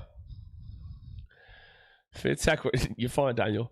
Fifth tackle, left-hand side. Cody Walker kicks it through. Will Kennedy gets it, and he will get out of the end goal at the 5. Mitchell with the $8 donation. Get around you, Mitchell. Appreciate for supporting the channel. Sharks fans that are children better watch out today. Reggie doesn't like them. Oh, we're back with the Reggie slander. Rabbitohs fans, firstly, appreciate you for the dono, Mitchell. Rabbitohs fans, you can feel free to get into Mitchell. He's a Tigers fan, and he consistently disrespects the GOAT that is Reggie the Rabbit. Reggie the Rabbit is the GOAT. Reggie the Rabbit has always been the GOAT and will always be the GOAT. And whether you like it or not, Reggie Rabbit will always be your GOAT. Gee whiz, give Reggie a break. Exactly right, buddies. Give Reggie a break. The guy's dead set, like 85 years old and walking around in a mascot suit. And we've got people who just slander him day in, day out. Mulatalo might get this. He does get it. But he will knock it on. It's a penalty for a tackle in air. That's a huge penalty to give away from the Rabbitohs. That is such a crazy penalty to give away from the Rabbitohs. They tackle him in the air as they want to challenge this here. I don't think you should. I don't think you should. He has caught it and then he's been taken down. Yeah, Sienna Katoa could score a try here today, Luia, for sure. Rabbitohs will challenge this. Had someone sell me a Cowboys jersey, I can't believe someone would have the gall to sell and create fake merch for a fake NRL club. I was very unimpressed. Yeah, you should be. Oh, what are you talking about, Campbell Graham? Why are you challenging this? He clearly puts his arms around Mulatalo as he's in the air. Like, what's he challenging this? You've lost the challenge. It's unsuccessful. That's just outrageous, Campbell Graham. That is one of the dumbest challenges you're ever going to see. You clearly wrap your arms around him, man. Like, of course that's going to be an unsuccessful challenge, and of course that's going to be a penalty to the Sharks. What are you doing? Go for the try here, Cronulla. Go for the try. That is one of the worst challenges of the season. You can quite clearly see that Mulatalo is 3 meters in the air. Not 3 meters, but he's very high up in the air. And Campbell Graham has quite literally put his arms around him. What was he thinking? That's going to be an unsuccessful... Since when was that never going to be an unsuccessful challenge? That was never going to be a successful challenge. So Sharkies now 12 metres away from the line. First tackle. And good run. Blake Brayley! Blake Brayley! Wow, out of nowhere, Blake Brayley goes bang, and it's 16-6 with the kick to come. Great try there from Blake Brayley. That is a great little try there from Blake Brayley. Reggie's iconic. Reggie's iconic, ain't he? Reggie's the GOAT. Massive gap there for Blake Brayley. He runs right through the middle. And it's 16-6 with the kick to come. Kieran says Reggie should be in charge of their challenges. Honestly, get Reggie to challenge because that challenge just then was absolutely diabolical. But Blake Brayley, that's why he's one of the best hookers in the game. He sees the space and he goes, see you later, son. Get out of my face. Get out of my face. Michael says, I'll get good tickets at Allianz if we get there first week. Louis says, do you think the score will be under 50 points total? No. No, it might be. It's probably a good line right now. It might be. But, you know, we've seen 22 points here. Probably see 24 points. There's still plenty of time for tries, and the Sharks are usually a second half team. Isn't it scary right now? The Sharks are doing this, and yet they're a second half team? And that happens every week. I don't think they do this today. I do not think they lose this one today. Yeah, he had a great 10 minutes on the bunnies. You're right. Taj should tip the Sharks now. Well, that was the right prediction. It could have easily blown up in your face anyway. Like, the Rabbitohs could have definitely still won this game. I don't think they do. But everything statistically was saying Sharkies should get the win here today. Minute 42 to go in the first half, and Nico Hines will get it. 29 kicks in a row. 29 conversions in a row. 6 more. 6 more to go to break the record, to break Hazem El Masri's record. 29 conversions in a row for Nico Hines. 6 more to go. Trey Orn says the Sharks may be a complete team. They got great defense, great offense. Nico Hines has a beautiful head of hair. That's true. Trindle and Candy got the shiny domes. Clearly they're better in every department. This is the thing, Trey. I have said for years, if you guys watch my channel over years, on every stream with the Sharkies, I always say they are the most balanced roster in the comp. I've said this for years now. That doesn't mean that they perform to the balanced roster that they've got, but they have the most balanced roster in the comp. They've got a fantastic forward pack. They've got a fantastic back line. They've got a fantastic spine. They've got a solid coach. And overall, this team should be a really good mix of attack and defense. This year, right now, they're showing that. But for many years, they've been so inconsistent. And it's nice to actually see them putting the results on the board that actually represent what type of team that they do have. So yeah, they are for mine the most balanced roster in the comp. But that doesn't mean that they prove that week in, week out. Sharkies now will get this ball to the 20 on 4 tackle.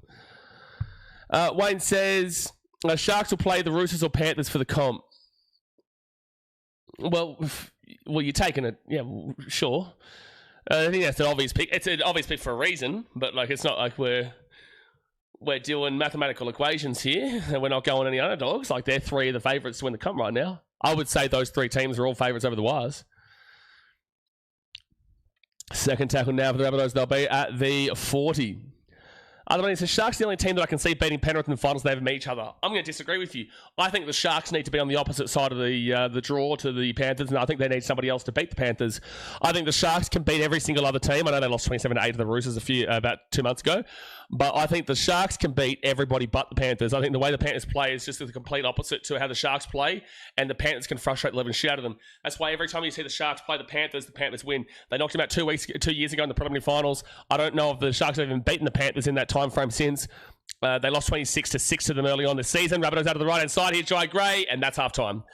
I think I actually will go the complete opposite. I think if there's going to be a team to beat the Panthers, I would probably say it's probably going to be the Roosters, but I think the Sharks can beat the Roosters. And I also don't even know about the Roosters because they lost 42-4 to the Panthers earlier on this year. But yeah, the old Sharkies, they don't have a good record against Penrith, so I don't know if I'd agree with that one. But maybe that was a different time, and maybe they do find a way. But anyway, it's halftime here. 18 points to 6. Keep getting away in the chat. I'm going to go to the stats, and I'm going to read you out what's been happening here in this game. Obviously, do me a favour, hit that like button, subscribe if you're new around here, and don't forget, we do have the Parramatta Eels taking on the Tigers right after this to end what has been a massive blowout weekend, and we could see that here continue today. The Sharkies 18, Rabbitohs 6. This is at Sharky Park in Sydney. The tries, Brett Nakora, Sisafa Talakai, and Blake Brayley, with the conversions being 3 from 3 from Nico Hines, and Teague Wilton did go to the bin in the 11th minute, whilst Rabbitohs' Latrell Seagwalt scored, and he was the one who got the conversion as well. Now, possession-wise, slightly in favour of the Sharkies here. 55% of the Sharks, 45% of the Rabbitohs. That makes sense. Time of possession, you're looking for 25 minutes on a threshold, 14 minutes and 20 seconds here for the Sharks, 12 minutes and 33 seconds for the Rabbitohs, which means 26. It's basically 27 minutes. It's pretty healthy. You're pretty happy with that for a time possession. Completion rate, 80% is what you're looking for here. Anything below that is not good enough. 90% for the Sharks, 19 from 21. That is spectacular. Very, very good. They're not making many errors at all. Whilst the Rabbitohs, they're at 77%, 14 from 18. It's not awful by any means, but it's not quite at the 80% marker. So there's a 13-point swing in favour of the Sharks on the completion rate.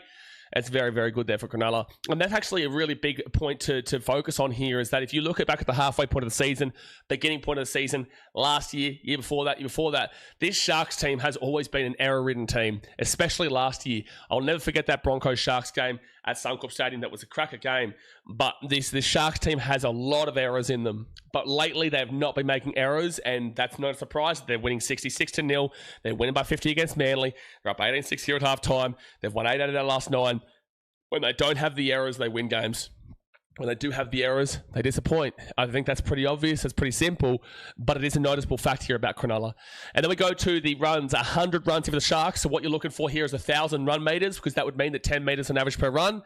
Sharks are actually only at 787. So they're 213 meters behind the 10 meters on average per run that you're looking for. That's not that good. You want to be at least within 100 meters of the 10 meters on average per run. They're 213 meters away from it. So they're not actually getting an amazing amount with of run meters when they've got the ball. They've just been able to break through at the right times here, Cronulla, so far. Whilst the Rabbitohs, they're at 80 runs. So you're looking for 800 meters here. They're at 636. So they're still 164 meters behind the 10 meters on average per run. Now it's 81 for 636. So you're looking for 810. They are 174 behind the 10 meters on average per run. So both teams here are not doing anything with the ball, really, in regards to the run meter department.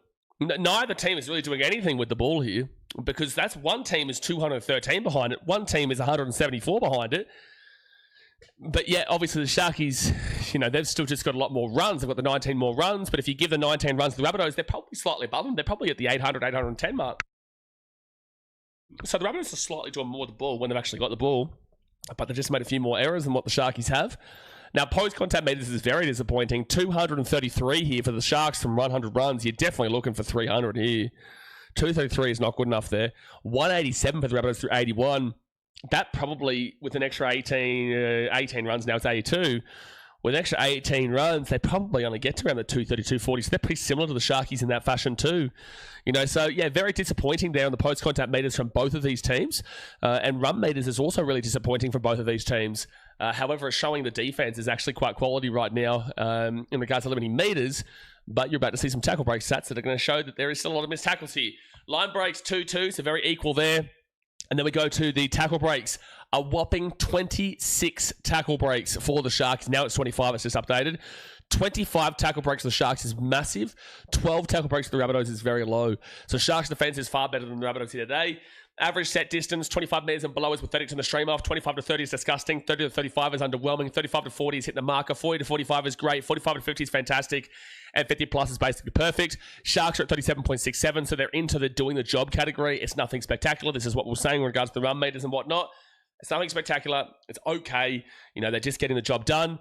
Whilst the Rabbitohs are the same, they're at 35.51. They actually just updated from 34, which was underwhelming. Now they're into the doing the job category, 35.87. So only the 2 meters behind the Sharkies there. Pretty similar. This game right now, statistically, is actually very similar to each other, except for the tackle breaks. It's actually a really close game in terms of some of these key metrics. Now, average play the ball speed, both teams are extremely fast here. So 3.19 seconds and below is extremely fast. 3.17 seconds here for the Sharkies.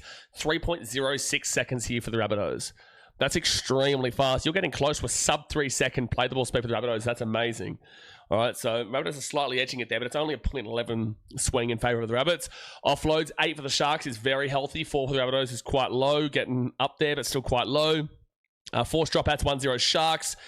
Kick defusal, 50% for the Sharks, 40% for the Rabbitohs. And then you go to the effective tackle percentage, and yikes, I've seen this before with South Sydney. And you know how I originally said that there's only been 25 tackle breaks? Well, that is... that's been updated. So effective tackle percentage, this is a team collective. This is an individual collective, individual metric, not a team collective. But 85% and below is awful.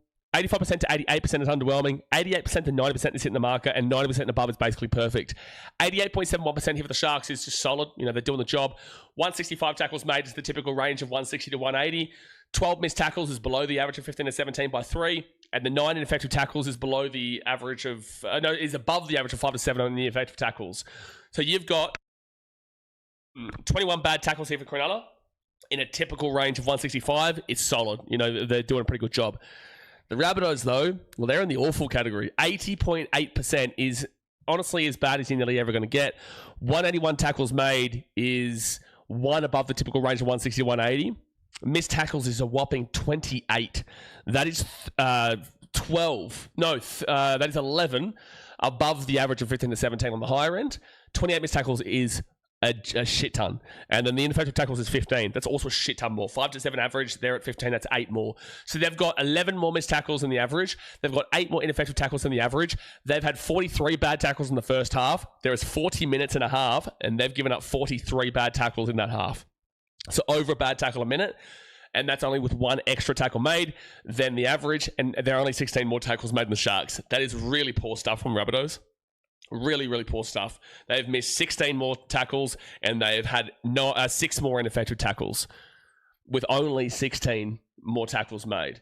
So the amount of missed tackles, every single tackle extra the Rabbitohs have, they've had a missed tackle for that. To put that into perspective, right? That's really poor.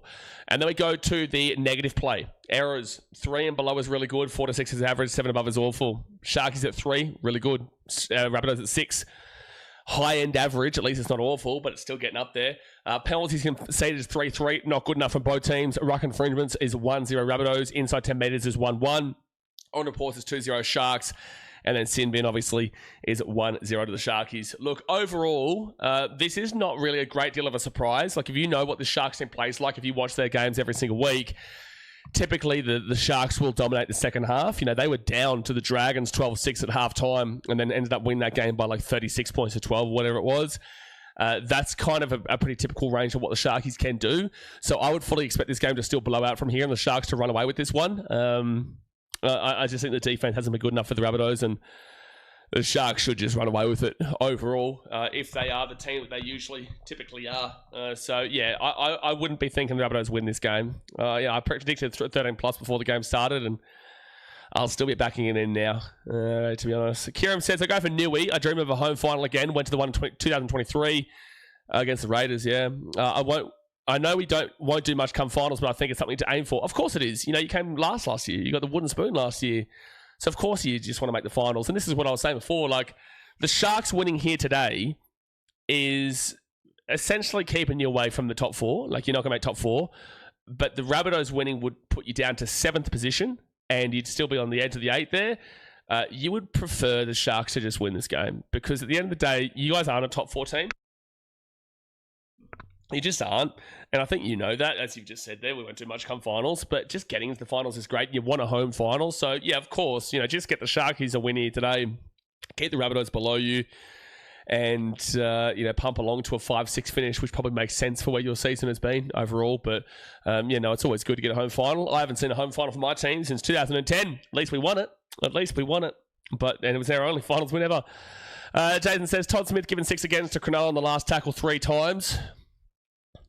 Yeah, Todd Smith loves the 6 again. You're not trying to suggest, though, that this game's unfair, though, are you? Home NRL is expected better post-contact, but this game seems like a grind for both teams. Yeah, post-contact is really poor for both teams here. For both teams, especially the Sharks, but for both teams. Navan says, they came back. I went to go play my football game. It was 6-0, now it's 8-6. Yeah, well, it's not really a comeback. One try is not really a comeback, but I guess technically.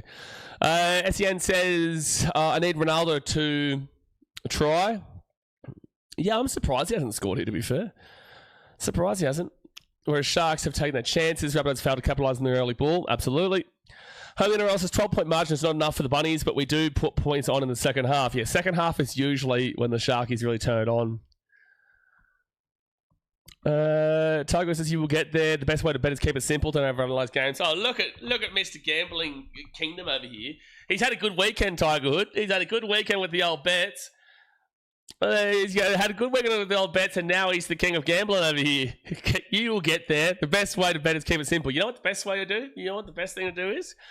Is to not bet on every single game and every single result and on specific markets every single time. You've got to really do research if you want to be consistent at it, but I'm not going to encourage gambling. You guys can do whatever you want. You're all adults here, right? But just be careful. Like, obviously, Tiger Woods had a great weekend, and we're super happy for him, but doesn't always go that way. It doesn't always go that way. So be careful and don't just spend all your money, and don't do it. Don't do it, because they will get you. They're not made for winners. If they were made for winners, the old gamble in the casinos, well, then they would not exist, because they would have no money, and you would have it all. Yep, but I never bet much, so it doesn't matter. I just like watching, mainly it's just pie money. Good stuff, Pay Clips. That's the way to think about it.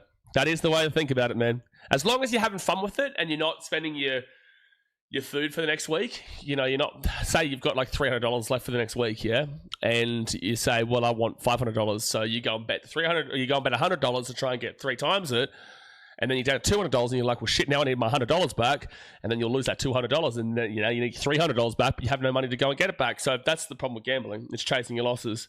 So as long as you're having fun with it, and as long as you're doing it for a little bit of shits and gigs, that's great. But just don't go down that path, which so many people do. Jason says that sin bin actually helped the Sharks more than the Bunnies. Why? Why do you say that? Parachute says, what's the go with the Penguins? The go with the Penguins is that there is a team so embarrassing right now that is usually on this team list over here in regards to the ladder. They're so embarrassing they don't deserve to be here. So we've reintroduced the Penguins into the competition. Brenton says, here we go. So let's hear this Knights fan sell your dream.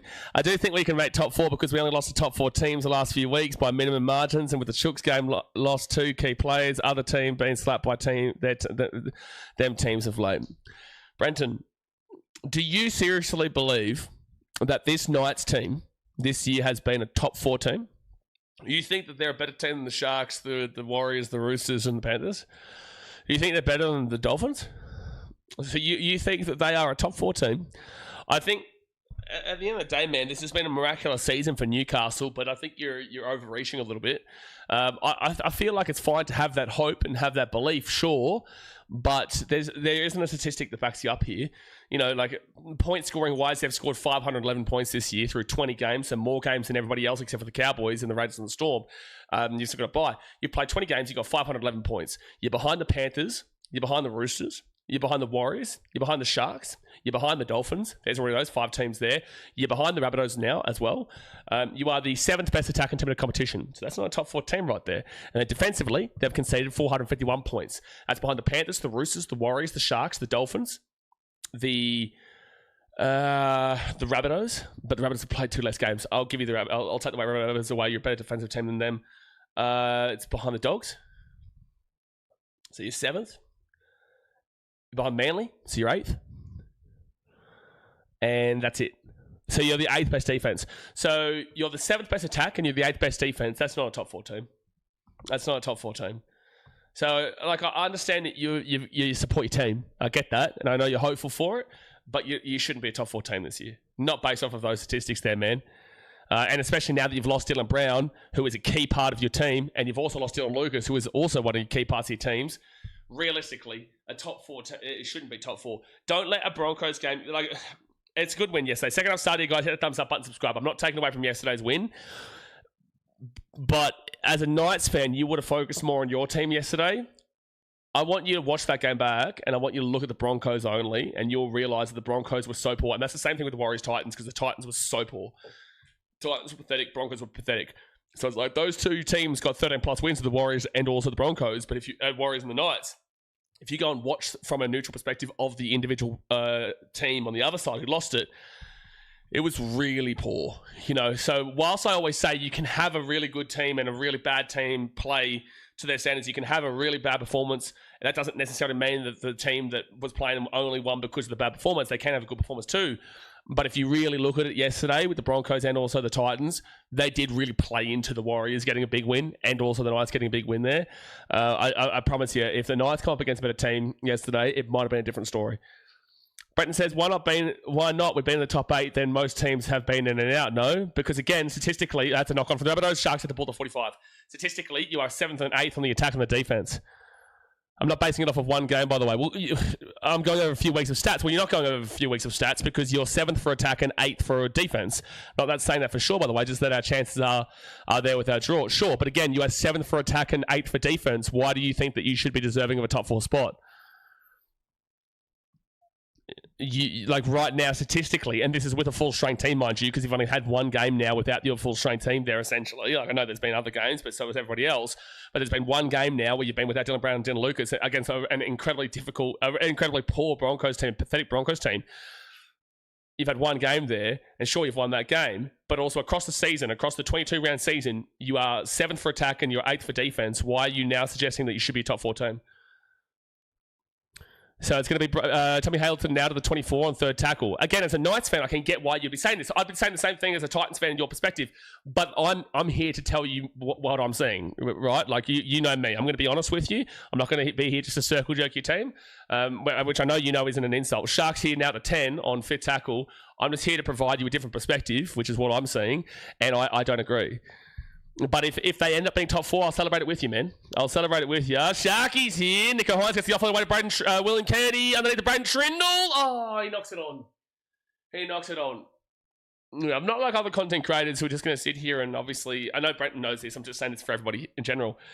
I know other content creators will sit there and try and make you feel amazing about your team and whatnot and not lie to you, but just sort the facts. I'm showing you the statistics of why I've got my opinion. I'm showing you the statistics on why that is, and if you like it, great. If you don't like it, it is what it is. Do you think there is improvement for the next few games to improve that stat, or too late? Well, it's just hard because you've got no Dylan Brown and Dylan Lucas, so it's difficult. Oh, that's a knock on there from the Rabbitohs. Sharkies. Oh my gosh, they're actually going to score a try. Jesse Ramien will score. This might come back for a double knock on, but Jesse Ramien will score out of the post here, which will make it an easy kick to make it 30 in a row for Nico Hines.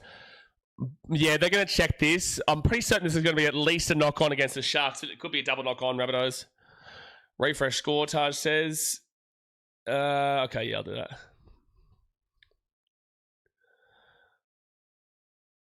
Yeah, there we go. Well, he's definitely going to touch it.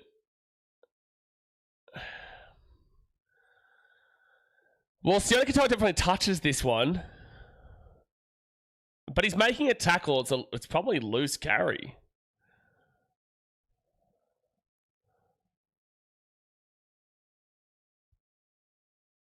I don't think that Latrell is. Well, the thing is, it's a loose carry, so realistically, there should be a knock on there against the Rabbitohs. But it's a double knock on. But like at the end of the day, it's a loose carry because he's not passed the ball. So the ball is still in his hands, and he's just lost the ball here as Sione Katoa's making a tackle.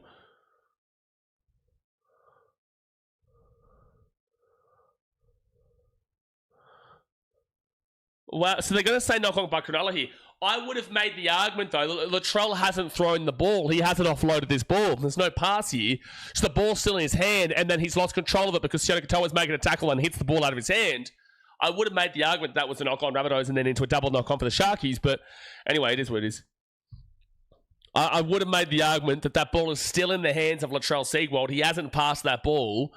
So, yes, it should be a knock on from the Sharks, but also a knock on from the Rabbitohs because it's a loose carry, essentially, because he's not intentionally knocking that ball out. He's not intentionally knocking the ball out. He's going for the tackle. The hand is going to hit the ball. Sure, it's a knock on from the Sharks, but it's a loose carry. So it's a lost ball from the Rabbitohs into a lost ball for the Sharks. But anyway, Bunker is doing bunker things. Kiram says, you also need someone in the top 4 to drop a few games and they all look pretty good. Yeah, exactly right. You know, inclusive of the Dolphins too, who aren't looking amazing, and the Dolphins get to play the pathetic Broncos team next week too. But you need 2 teams out of the top 5 to drop for the Knights to get into that top 4. You need 2 teams to do it. Cody Walker dummies it. That's going to be passed back to Alex Johnson. Kicks his ball through, and the Sharkies will get it through Jesse Ramey, and he's been so good today. Oh, no, he's lost the ball there. Just as I say that, he's lost the ball there. Pass backwards, and it's going to be still Sharks' ball. Did that not come off a Rabbitoh, though? Oh, I think that's the wrong call. That should have been Rabbitoh's ball at the 15. He's offloaded the ball backwards, but then the ball's come into a Rabbitoh, and then he's ended up having it. Like, this gets called a knock-on 24/7. Oh, definitely it touches the Rabbitoh there. That should be a knock-on against the Sharks for sure. How is that not a knock-on from the Sharks just now? Well, a couple of really... That's just 6 again for sure.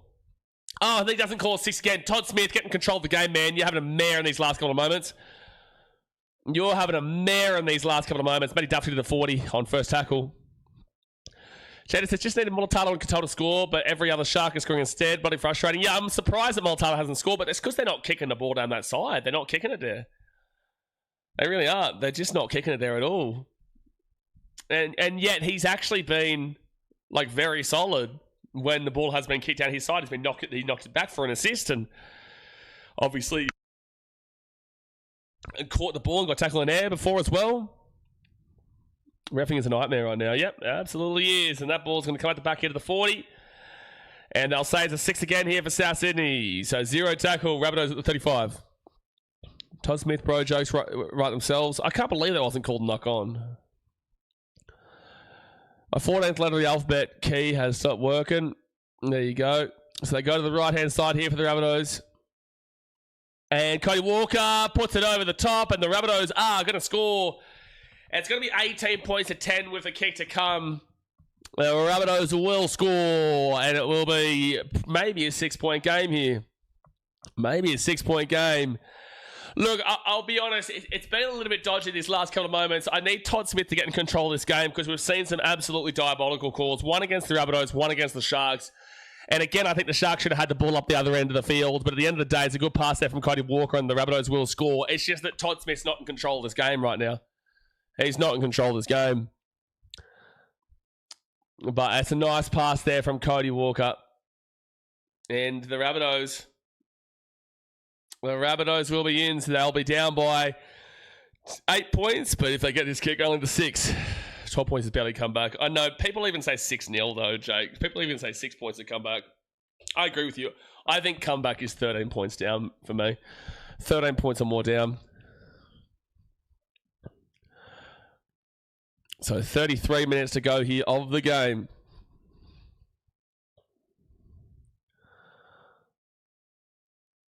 $33 minutes to go. At least the Rabbitohs will make it interesting here. Latrell Seegwald, if he gets this, it's all on. I just really would like Todd Smith to get in control of the game. Pretty unlucky for both sides. Need to convert those opportunities. Unlucky for both sides. Rabbitohs just scored. What's unlucky about it? And Latrell Seegwald will make the kick. So it will be 18 points to 12 with 32.5 minutes to go here in the game. Come back to me, has always been 3 scores apart. Yeah, I agree, which is 13 plus. 3 scores is 13 plus, was what I'm saying.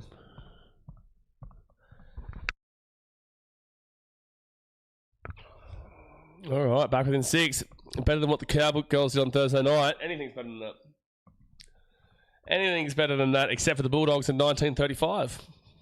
Quite literally, anything else besides Bulldogs in 1935. In consecutive weeks. Can you imagine in consecutive weeks conceding 91 and 87? Yikes. 3 points a try too. So the Rabbitohs, Ashen Ward off to Keon Kolomatangi, and he's going to bring this ball now to the 15 on first tackle. Only a 6-point game here.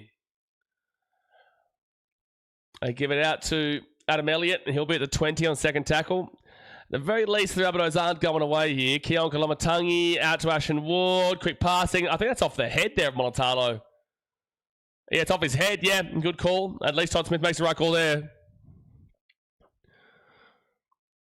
And they go to Tavita Tola and Cody Walker, sorry. And Tavita Tola and Cody Walker are so different in regards to looks. I don't know how I got that one confused. Keon Kolomatangi out of the 25. Fifth tackle, not a great set here from South Sydney. And Jamie Humphries to Cody Walker, who will bang this ball down to about the 25. Easy one for Will Candy. And he'll now bring it out to the 35 to the 40 on first tackle. That was shit in 35s. You've gotten better. Okay, sure. This is 11 Mulatalo. Nearly gets through with the 50 on second tackle. What even is that comment? We've gotten better. Well, no shit. It's been 90 years, mate. It's been 89 years since that. Of course you've gotten better. It's been 89 years. But the joke's still there. Britton Okora now is going to be at the 40 on 4 tackles. 6 again for the Sharkies. That's huge. 30 minutes to go here of the game, folks. Hit that thumbs up button. Subscribe if you're new around here. Adam Fanor-Blake gets the offload away to Nico Hines. Nico Hines stepping. And he'll be now at the 25 on first tackle. It's off his head. That is one of the greatest moments in rugby league, that with Braithen Uster. Tommy Hazelton to the 20. Second tackle now for the Sharks. Let's see if they can still be that second half team that we know they usually are. Cameron McInnes breaks away from the tackle. He's still moving here, and he'll be at the 12 on third tackle. They give it to the left. Trindle, short ball, right to the line for Adam Fanor-Blake. Right through the line of the Sharkies, and Adam Fanor-Blake will score into the post. And Nico's about to make it 31 conversions in a row. That was a soft try there from the Bunnies, but Adam Fanor-Blake runs right through the line, and he will score. That was poor defence. Poor defence from South Sydney, and Adam Fanor-Blake way too powerful right up the hated little middle. Right up the hated little middle. And he set that all up as well, Adam, with that offload to Nico Hines that got them onto the good set. And then this is just really nice here from Braden Trindle with a beautiful line ball to Adam Fanor-Blake to run straight through. And yep, it's about to be a 12-point game again. Much needed try. Yeah, sort of. Like, ultimately, I didn't really get too much of a vibe the Rabbitohs were going to win this game even with that try they just scored. But, of course, this brings it now to a 12-point game. And it's about to be... it's about to be 30, is it, Jake? I thought it was about to be 31. Are you sure it's not...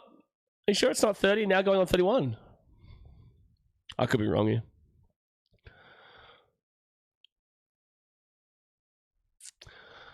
All right, 29 minutes to go here. And the Sharkies, Nico Hines. He has got 29, you're right, Jake. Hassan Masri, 35 in a row. Nathan Cleary, 32 in a row. James Maloney, 31 in a row. Daryl Halligan, 30 in a row. Nico Hines, 29 in a row, but he is about to tie Daryl Halligan for 30. The Knights lost their last 3 games by only 5 points. If they won those 3 games, the Knights would actually be second place in the ladder. Oh, my God. Sharks will get the kick. It's bad luck that we've lost Brandon Lucas. It is bad luck that you've lost Brandon Lucas. Again, Shane, you are the 7th best attack in the competition and the 8th best defense in the competition. With all due respect, the Knights should not be second. That'd be the most out-of-place team I've ever seen in second position. That'd be the most out of place. You're telling me a team across 22 rounds this year who have got the 7th best attack in the comp and the 8th best defense in the comp, and they should be in second position. You're speaking on a very technical basis, and it's like, sure, if they had have won those games, which they didn't, but if they had have won those games, they would be there. But also the Cowboys were in the top 4 this year. Do you believe that the Cowboys are a top 4 team? Do you believe that when the Cowboys were in the top 3 this year, that you believe they're a top 3 team? Or even the Tigers when they're a top 4 team? They are a top 4 team. Ultimately, statistically, the Knights should not be anywhere near the top 4. Sure, on a technical basis, they could be absolutely in it. Will Kenny's going to bring this ball to the 50. But no, this is just a really a weird line to draw because the Knights are not the second best team in this competition, man. The Knights are not the second best team in the competition. And also, you didn't win the games. You didn't win the games. Jacko says, whatever, but the Knights will smoke the Titans. And this is the problem with people like you, because the Knights will probably smoke the Titans. And you've been timed out for a good reason. But the point is, Jacko, the problem with people like you is that you can't hear criticism for your club without using another club to pump it up. Argue with what I'm saying, not with the team I support. The Titans are shithouse. The Titans are in the bottom 4 right now. They're going to be in the bottom 4 after today. There's going to be a dropout here for the Rabbitohs. How about you be an adult and actually respond with why I'm wrong, not in regards to a team that has nothing to do with the situation? What does the Titans have to do with the Newcastle Knights? What does the Titans have to do with the Newcastle Knights? The Knights could smash the Titans because the Titans are a bottom 4 team right now, and we all know that. The Titans are a shit-house team. So why is it that you use the Titans as a reference to, oh, well, I can't actually argue with you, so all I'm going to do is insult your team? It doesn't work, bro. Like, at the end of the day, if you have a disagreement with what I say, then prove me wrong. The Titans have nothing to do with the conversation. It just makes your argument look even worse. Second tackle here at the 8. So second tackle, and it's going to be Tommy Hazelton now at the 3. So when you come back from that timeout that one of the moderators gave you, it's going to be a penalty of the Sharks. They might go over the 2 here from right in front. When you come back from that timeout, prove me wrong. Don't use an irrelevant team to try and do that because it just shows that you're getting upset for whatever reason too. If you watch these streams, you know this isn't with bad intention. I have no problem with the Newcastle Knights. But you're getting upset about stats being provided to you. You're getting upset about that. So all you got to do is come back with something to prove me wrong. Prove me wrong. Kieran says, I have seen us drop enough games against the Titans that I wouldn't say that anyway. That is true, Kieran. That is true. But the Titans aren't good enough, man, unfortunately. They're not good enough. There's a reason. I always say, through 27 rounds, wherever you finish is where you deserve. Is where you deserve. And usually it will come down to where that attack and where that defense does situate in regards to the points. But you see, Jacko, how we can have these conversations with other Knights fans, but then you cry like a little bitch there saying, whatever, but the Knights will smoke the Titans. You see the difference? The difference is that these people actually conversate and show their point, whilst you just go to a childlike attack on a team that has nothing to do with the situation. Just do better for yourself, man. Argue it based off of the intelligence that you actually do have. But good luck arguing it, and that's probably the reason why you drop a comment like that. So it's going to be Sharks now with the conversion for the penalty, and it's going to be 26 points to 12 to the Sharks with 25 minutes to go here at the game. I don't think that's an unfair statement to reply to you with as well. Fun fact says it's so pathetic when people feel the need to punch down instead of actually addressing the point of the matter. Exactly right. There is a conversation happening and people will use... It's like people think that because you support a team that's not good, like, for example, okay, so Jacko, you weren't allowed an opinion last year at all. So I hope you never had an opinion in terms of all 16 teams last year because you came last. You got the wooden spoon last year. So that means that in any conversation you had with your friends, in any conversation you had online, in any conversation you've had about the game, your opinion doesn't matter and you are wrong because your team came last year, meaning you were the worst team in the competition last year. Just because your team was the worst team in the competition last year does not mean that your opinion is any less relevant to a person like mine or people in the chat or people in general. Your opinion is just as worthwhile. Doesn't matter who you support. You still watch the games. People still watch the games. And that's why it's a really dumb argument that I see so many times where people are like, well, you can't say anything because your team's shit. Well, yeah, they are. Yeah, they are. 4th tackle number the Sharkies at the 48. It doesn't take away from the point. They go to the left-hand side, Nico Hines. And that's going to be nearly a breakaway for the Sharks. They're going to be at the 35 now, 5th tackle. How many else? Brandon Smith complains about shipping the ball. Yeah, he's been doing it all game. Yeah, it's not surprising. Great take from Matty Duffy there at the 10 on 1st tackle. Bait clips is coming to Ronaldo. Get those meters. I need some pies. Well, the Sharkies, they haven't really decided to blow this game away as much as you would have liked, but they're still winning convincingly right now by 14. Ooh, nearly gave away a penalty there, Sharks. Will be 3rd tackle at 25.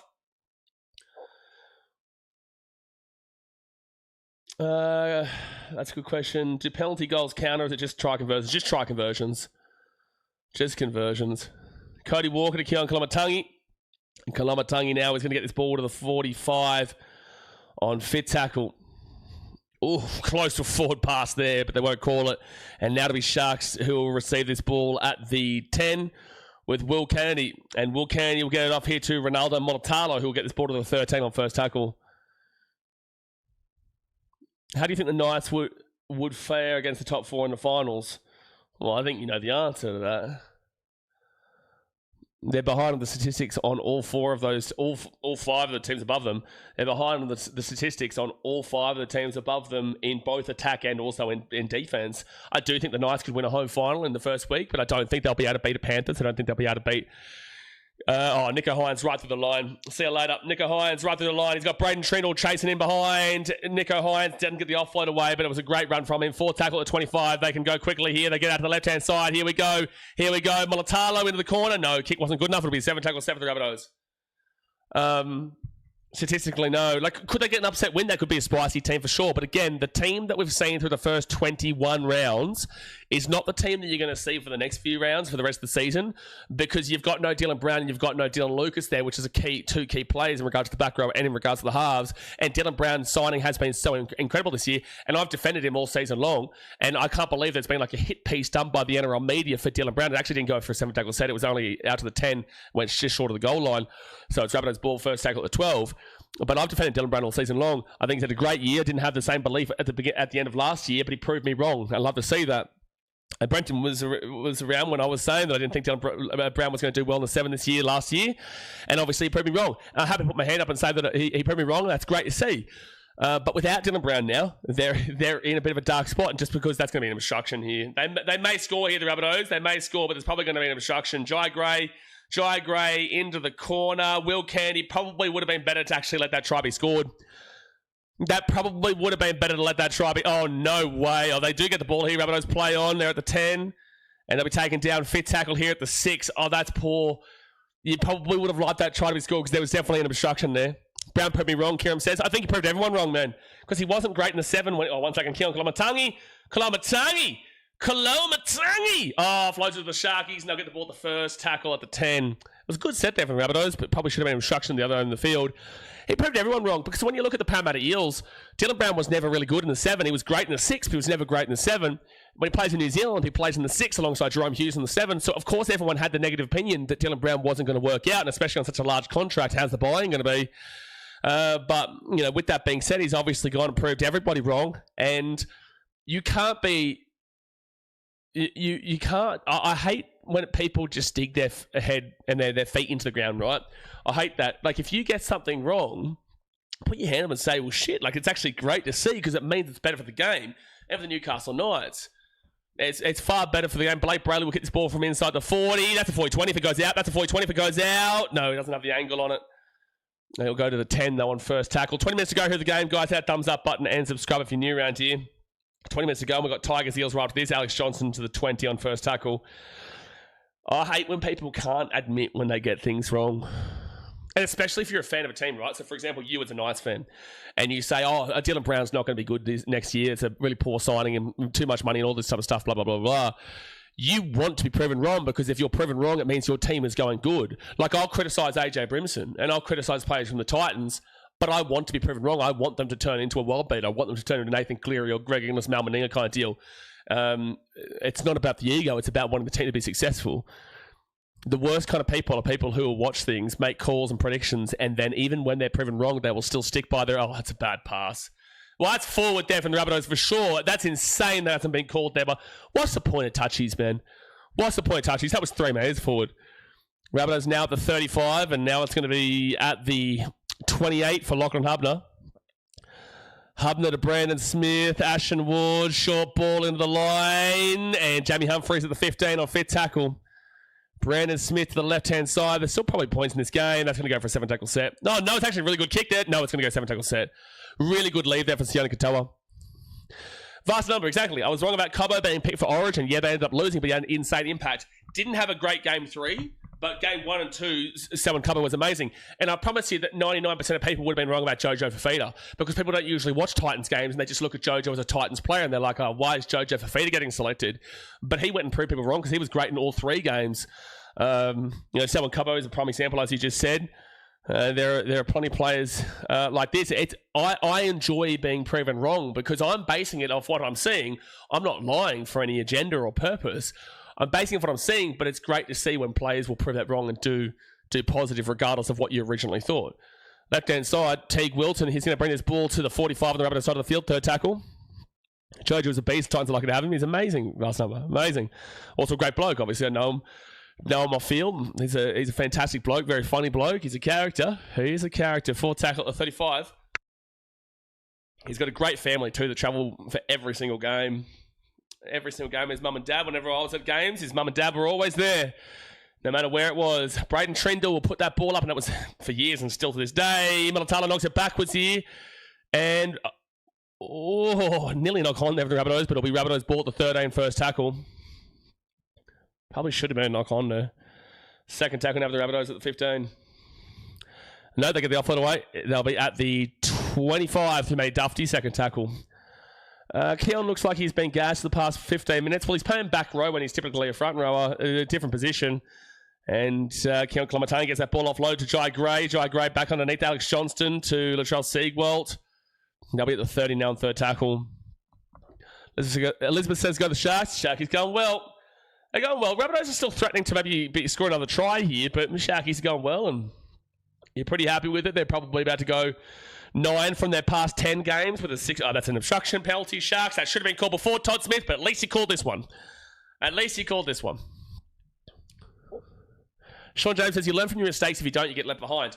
If a person like myself will sit here and I'll tell you something that I'm seeing, and then if I'm not honest with you, and I will stand my ground and go against what we're seeing. Like, I will tell you what we're seeing.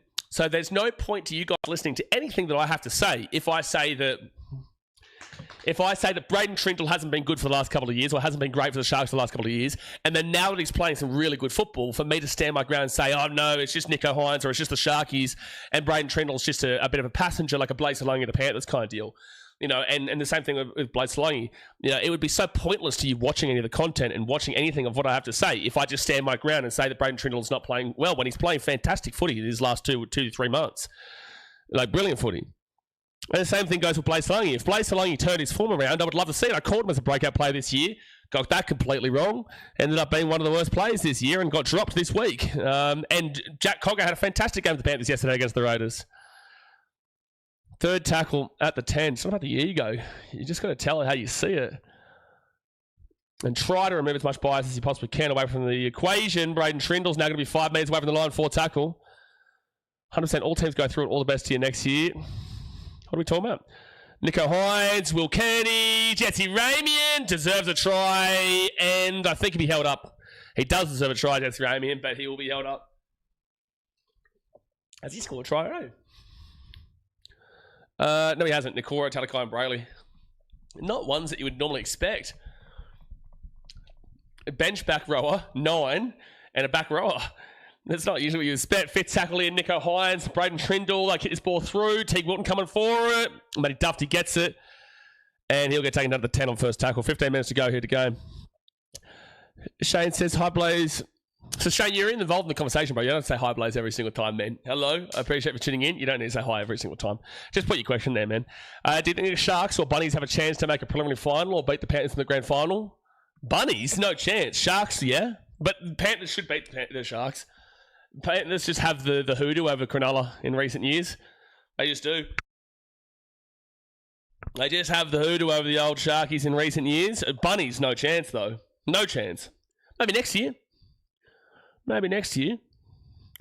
But Bunnies not this year, man. Bunnies will be lucky to make the 8. I do think they still probably make the 8, but they'll be lucky to make the 8. And having to play the Roosters in the final round is going to be a harsh one for them. Mulatalo's going to get away here. See you later. Mulatalo at the 50, still moving and grooving. And he'll get rocked at the 45 by Brandon Smith. It'll be first tackle. Great run by Mulatalo. Out on the left-hand side now. And Sharkies, Jesse Ramian. He'll push away. He'll be at the 50 on second tackle. What's the Kazakhstan coffee like, Andrew says? Oh, it's not like Australia or Vietnam, bro, but it's still fine. I'll tell you, I'm more often than not having Starbucks here. I'm not usually a fan of Starbucks. But I will say that that Vietnam and Australia clear it. But the beauty and the nature of Kazakhstan is just surreal, man. Penalty to the Sharkies at the 33. It's just starting to get away from the Rabbitohs now.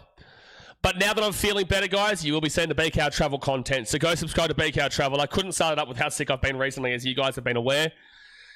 So now that I'm well as I possibly can be again, I'll be heading into the mountains of Almaty here in Kazakhstan this week, and we're posting on BKR Travel. So go and check that out in the pinned comment.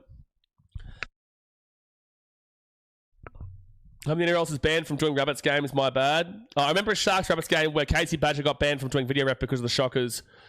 No, Casey Badger has been banned from doing Rabbitohs games because of the ties with her husband and South Sydney. Because of the ties with South Sydney, she's not allowed to do any Rabbitohs games because of conflict of interest. 15 metres out here from the line of the Sharks. And 6 again. Sharkies with a try here to be all but over. Adam Fanor-Blake. He'll get this ball to the 5. If they score right now, I can just smell a Molitalo try right now. I can just smell it. I can sniff out a Molitalo try. I can sniff it out. Nico Hines over the top. There it is, isn't it? There it is. I called it too. I called it too. I smelt it. Molitalo will score. I literally just called that as we were speaking about it. I could smell it coming a mile away, and Molitalo will score. Molitalo will score just as I was saying it. 30-12 would have get to come. That's too funny. You could just smell it coming, bro. You could just smell a Molitalo try in the woodworks, and there you go. Nico Hines over the top, and Molitalo scores. That is too funny. Kieran says, first time catching you live. Normally you have to catch up on your stuff after, and it's not as fun as this. Appreciate you, Kieran. I do notice that the average watch time is still actually pretty high on streams post them going live, so it's good to see that some people are still watching them after the fact, but no, it's obviously great because then you can get involved in the conversation here. Johnson Pass is as expected of the one predicted Stefano Utukamanu to score. Exactly right, Josie. You know that. Remember that time, guys? I don't know if you remember that time. Utukamanu had never scored in Melbourne before. Utukamanu had, I don't even think, scored ever a try for Melbourne. And in the game that he scored, I did predict it. It might be the greatest of all time. Remember that time? I remember that time. Josie remembers that time. Everyone remembers when I predicted Utukamanu for a try. Oh my gosh. And he says, can we forfeit next week? Give me the gummies, the 2 points now. Oh yeah, might get ugly next week, but 30-12, kick to come. Oh, this is a difficult kick here for Nico. Oh no, he's got 31 goals in a row. Come on, Nico. Get the conversion, my man. Get the conversion, Nico. Come on. Yes! 32. Come on, Nico, you big dog, you. 32. He's 3 away from tying the record of Hazem El Masri and 4 away from breaking it. Molitalo in to score. Nico Hines will make it 32. Come on, score another try here so we can make it 33. And then next week against the Dragons, we might be seeing Nico Hines break a long-standing record of Hazem El Masri and the Canterbury Bulldogs. Equal second. No, I think Nathan Cleary was 33, wasn't it? Or was Nathan Cleary 32? So kick it up here. Will Kennedy with a great take here. Yeah, this is looking clean now. 10 minutes to go of the game here, folks. Hit that thumbs up button, subscribe. I wouldn't be surprised if Molitalo scored again, by the way. I'm going to make another call and say Molitalo scores again. For reference, everyone, the Panthers are currently on a 6-game streak against the Sharks. Last time the Sharks beat the Panthers was a 19-18 win in round 14 2021. That was right after Origin 1. Nah, don't use that last sentence. Come on, man. Don't use that last sentence. Right after Origin 1, they still had their plays in it. Don't use that as an excuse. Teague Wilton now with the ball at the 40. He'll get it underneath the Molitalo, and Molitalo, he'll get the offload away to Will Candy. Off to Adam Fanor-Blake, Nico Hines. Nico Hines runs this ball to 25 on 4 tackle. Gets the offload away, so it's still 3rd tackle here. And Billy Burns, he'll bring it now to the 30 on 4 tackle. That's a bad pass there from Cronulla. But Adam Fanor-Blake with the ball at 35.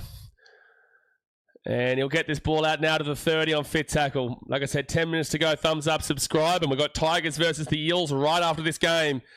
Braden Trindle will whack that ball up high. Knocked back here from the Sharkies. Knock on from the Sharkies. Rabbitohs ball to 15. Nah, the first two sentences there are completely fine. The third sentence, because I know you're a Panthers fan, the first two sentences are fine. The final sentence there was like a little bit of a cop-out. So that's why I'm like, you don't need to add that was right after Origin 1. If it was right before Origin, then that's a fair enough comment. Right after Origin, they can play in the game. They can play the game. But if it was before Origin 1, 2, or 3, fair enough. Third tackle now at the 44 on third tackle. My meters for KL stopped at 45. He must be off. KL Hero's not in the game. Rabbitohs out of the right-hand side. Campbell Graham knocks the ball on, and that's the way the cookie crumbles here for South Sydney today. That's the way. I will tell you an interesting thing about Kazakhstan, though. Last night, it's so good being in countries where, like, no matter what, at any time of the night, even in the most remote places, there's always, like, a corner store open or something like that.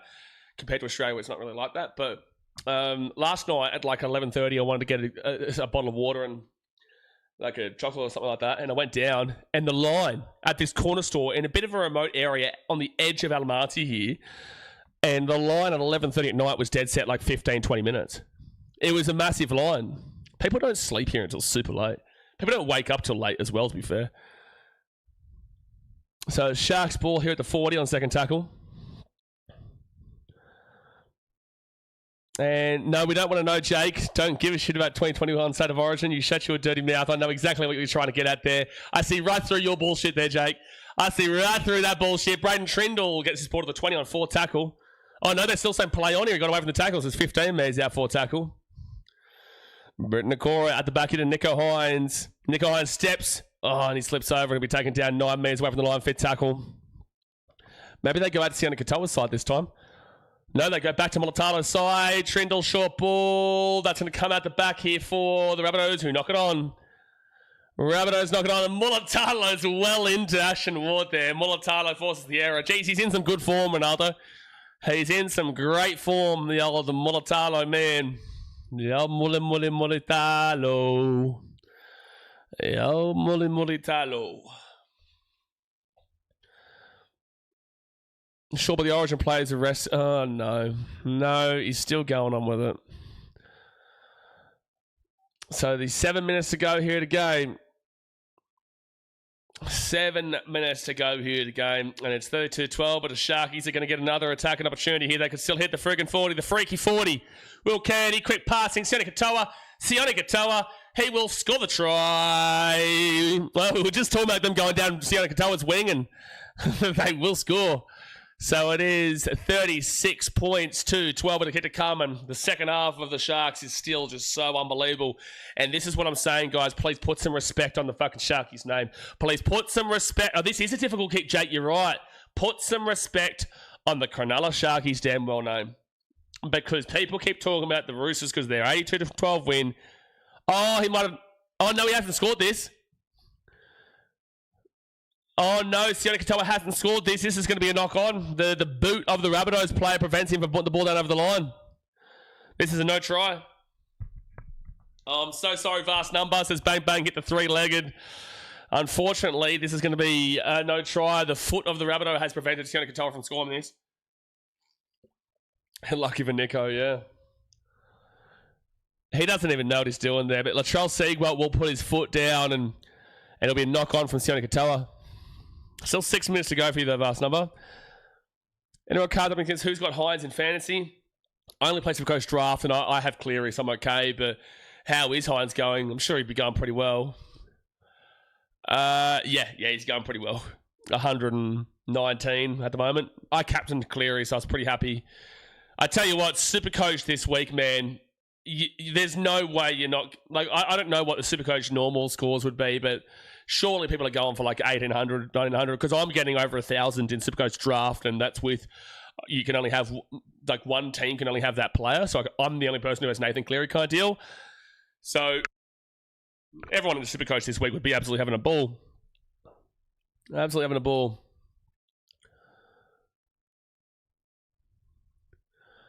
Jason says, Nico down with a pretend cramp after seeing he scored in the corner. Yeah, well, he's gotten some kicks in the left corner, but the right corner would have been the difficult one.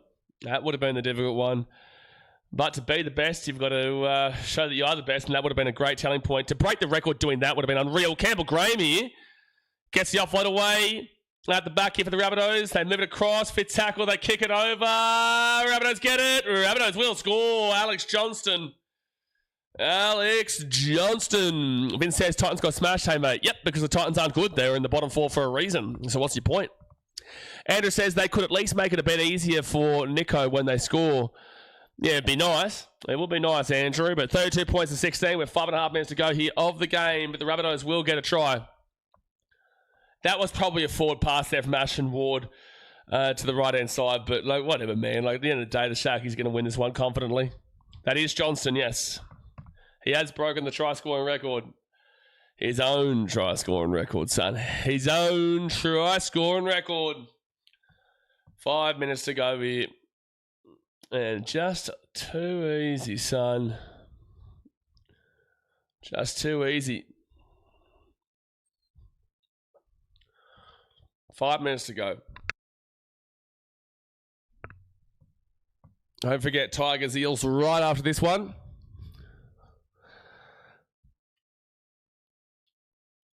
Nico Hines, come on, I want the Sharkies to get one more try just so that we can, the first try of next week would tie Hazem El Masri, and then the one after that would beat Hazem El Masri. Alex Johnston's got a bit of a bigger cheek over there. The right cheek has been busted up a little bit.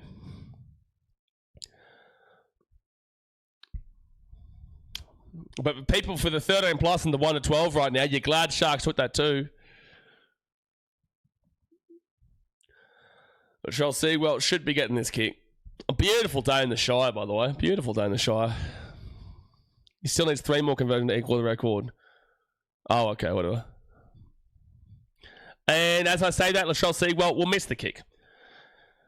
You should have been getting that one, but it will stay a 16-point deficit. 16 points, the deficit. 4 minutes to go of the game. 4 minutes to go. There'll be a win clear of the Dolphins. They'll be clearly in the top 4. They'll be equal with the Warriors. And their points differentials, well, they would have liked it to be a bit more than this, but 16, they'll go to plus 177. So they're still about 40-odd behind the Warriors. Recco says, bro, that was rats. I needed Katoa to score. He's my third I need. I know a lot of people here had Katoa, and that is the most heartbreaking way to lose it too, because it wasn't because of a tackle. It was because a stray boot of Latrell Seawell just happened to be under the ball at the worst time possible, and obviously Katoa thinks he scored and then releases the ball. Next week, should put the Sharks in third, Jake says. Well, Sharks play the Dragons and Warriors play the Panthers. So if the Warriors don't win, who plays first next week? Who plays first in round 23? So we've got, well, that's right, Warriors-Panthers is the early Friday game. So, yeah, Sharkies, they're actually the final game of the weekend against the Dragons. That makes sense. That matchup usually is that time. So Warriors-Panthers will be from Auckland at 6 p.m. the early game on Friday, and then the Sharks-Dragons is the final game of the round in the time slot after this one here today. Rabbitohs at the 43 on fit tackle. Next week, should put the Sharks in third. 35 for the legendary Bulldogs kicker. Rabbitohs through. Matty Dufty. They actually may score here. Nope, Mulatalo will get back, and he'll get this ball out of the 10 on first tackle. There's probably another 4 pass there, by the way. Sharks points differential is 22 better than the Roosters, though. Sure, but they're also like 4 points or 2 points behind them still, even after this win. Jakes is forward. There's been so many missed forward passes from the Rabbitohs today. Nico Hines, third tackle now at the 20. They go out to the right-hand side of Will Candy, and Will Candy's going to get this ball here to the 30. Surely Katoa, you can score in the last 3 minutes. Well, Sharkies, I don't know how much they really care about getting on the try here. Like, they've already won the game. It's just about how much by now. Nico Hines will kick this ball down here to the 10. Where's the ball going to bounce? That is going to bounce out over the 3, so it's going to be back at the 10 here. Great kick there from Nico Hines. We'll take some time off the clock and... Oh, that's a 40-20. Oh my gosh, Nico Hynes just kicked a 40-20. Well, here's a chance for Sione Katoa backers. That just caught us all out. That was at the 33. They've just let this ball bounce over at the 3. Alex Johnston, what are you doing, bro? Why are you just watching that one? That came from the 33. It's a massive 40-20. That's a 40-10. Close enough to a 30-10. Alrighty. Yeah, 35-3. Beautiful kick there. So Oregon Kafusi, he's going to be 5 metres out. Many missed forward passes. What's the point? Touches lately need to be sponsored by Guide Dog. Exactly right, Walker Shaw. There's been a lot of missed forward passes in this game. Adam Fanor-Blake will get it off here to Jesse Colhoun. And Jesse Colhoun's going to be 6 metres out from the line. Second tackle for Cronulla. And we roll it back to Blake Brayley. Brayley then to Tricky Trindle. Then off to Teague Wilton. Teague Wilton. Ooh, nearly knocked that ball on. Third tackle at the 9. Yeah, another person spewing about the Katoa no try. Jesse Colhoun. Oh, I thought he was going to score there for sure. 4th tackle, 2 metres out. Blake Brayley. There is... Oh, they should have got that ball over to Molitalo. It was an easier try that you would have ever seen. They go to the right. Nico Hynes. Here he goes. He kicks that ball across here. That's going to be dropped by the Rabbitohs, and that's going to be... What? Backwards South is crazy, Todd Smith. He's had an awful game here. Backwards South is an awful call, Todd Smith. No way, bro. No way, Todd. Second tackle here with the Rabbitohs at the 4. No way, Todd. It was that backwards South. You're off your head. You're off your head, Toddy boy. You're off your head, son. So third tackle now for the Rabbitohs, and they're going to be at the 18. 30 seconds to go here before we wrap this one up, before we got Tigers Eels to finish off the weekend. So great. With the 20, Kalen William Katoa not scoring got me, but great game. Well, you went for a lot of try scorers. Fifth tackle now at the 30. Ashton Ward. They're going to run it. Matty Duffy, and he'll just get taken out to 45. 6 seconds to go here. That should be the game, folks. 3, 2, 1, and the Shaggies will win 32-16. They'll win by 13 plus. They'll win by 16 points, and they are going to put themselves well and truly entrenched into that top 4. They're not going to jump the Warriors. They'll be equal with the Warriors. They want 32 points and 13 wins. The Sharks and above have guaranteed a top 8 finals position with 13 wins. Panthers, Roosters, Warriors, Sharks, we will see you in the finals. Dolphins and Knights still 1 more win to go. Cowboys still 2 more wins to go. Bulldogs, Rabbitohs still 3 more wins to go. And Manly, Raiders and Storm. Manly and Raiders, you still need 4 more wins. Storm 5 wins. Good luck with that one, but you can't because you've got to buy and 4 more games remaining.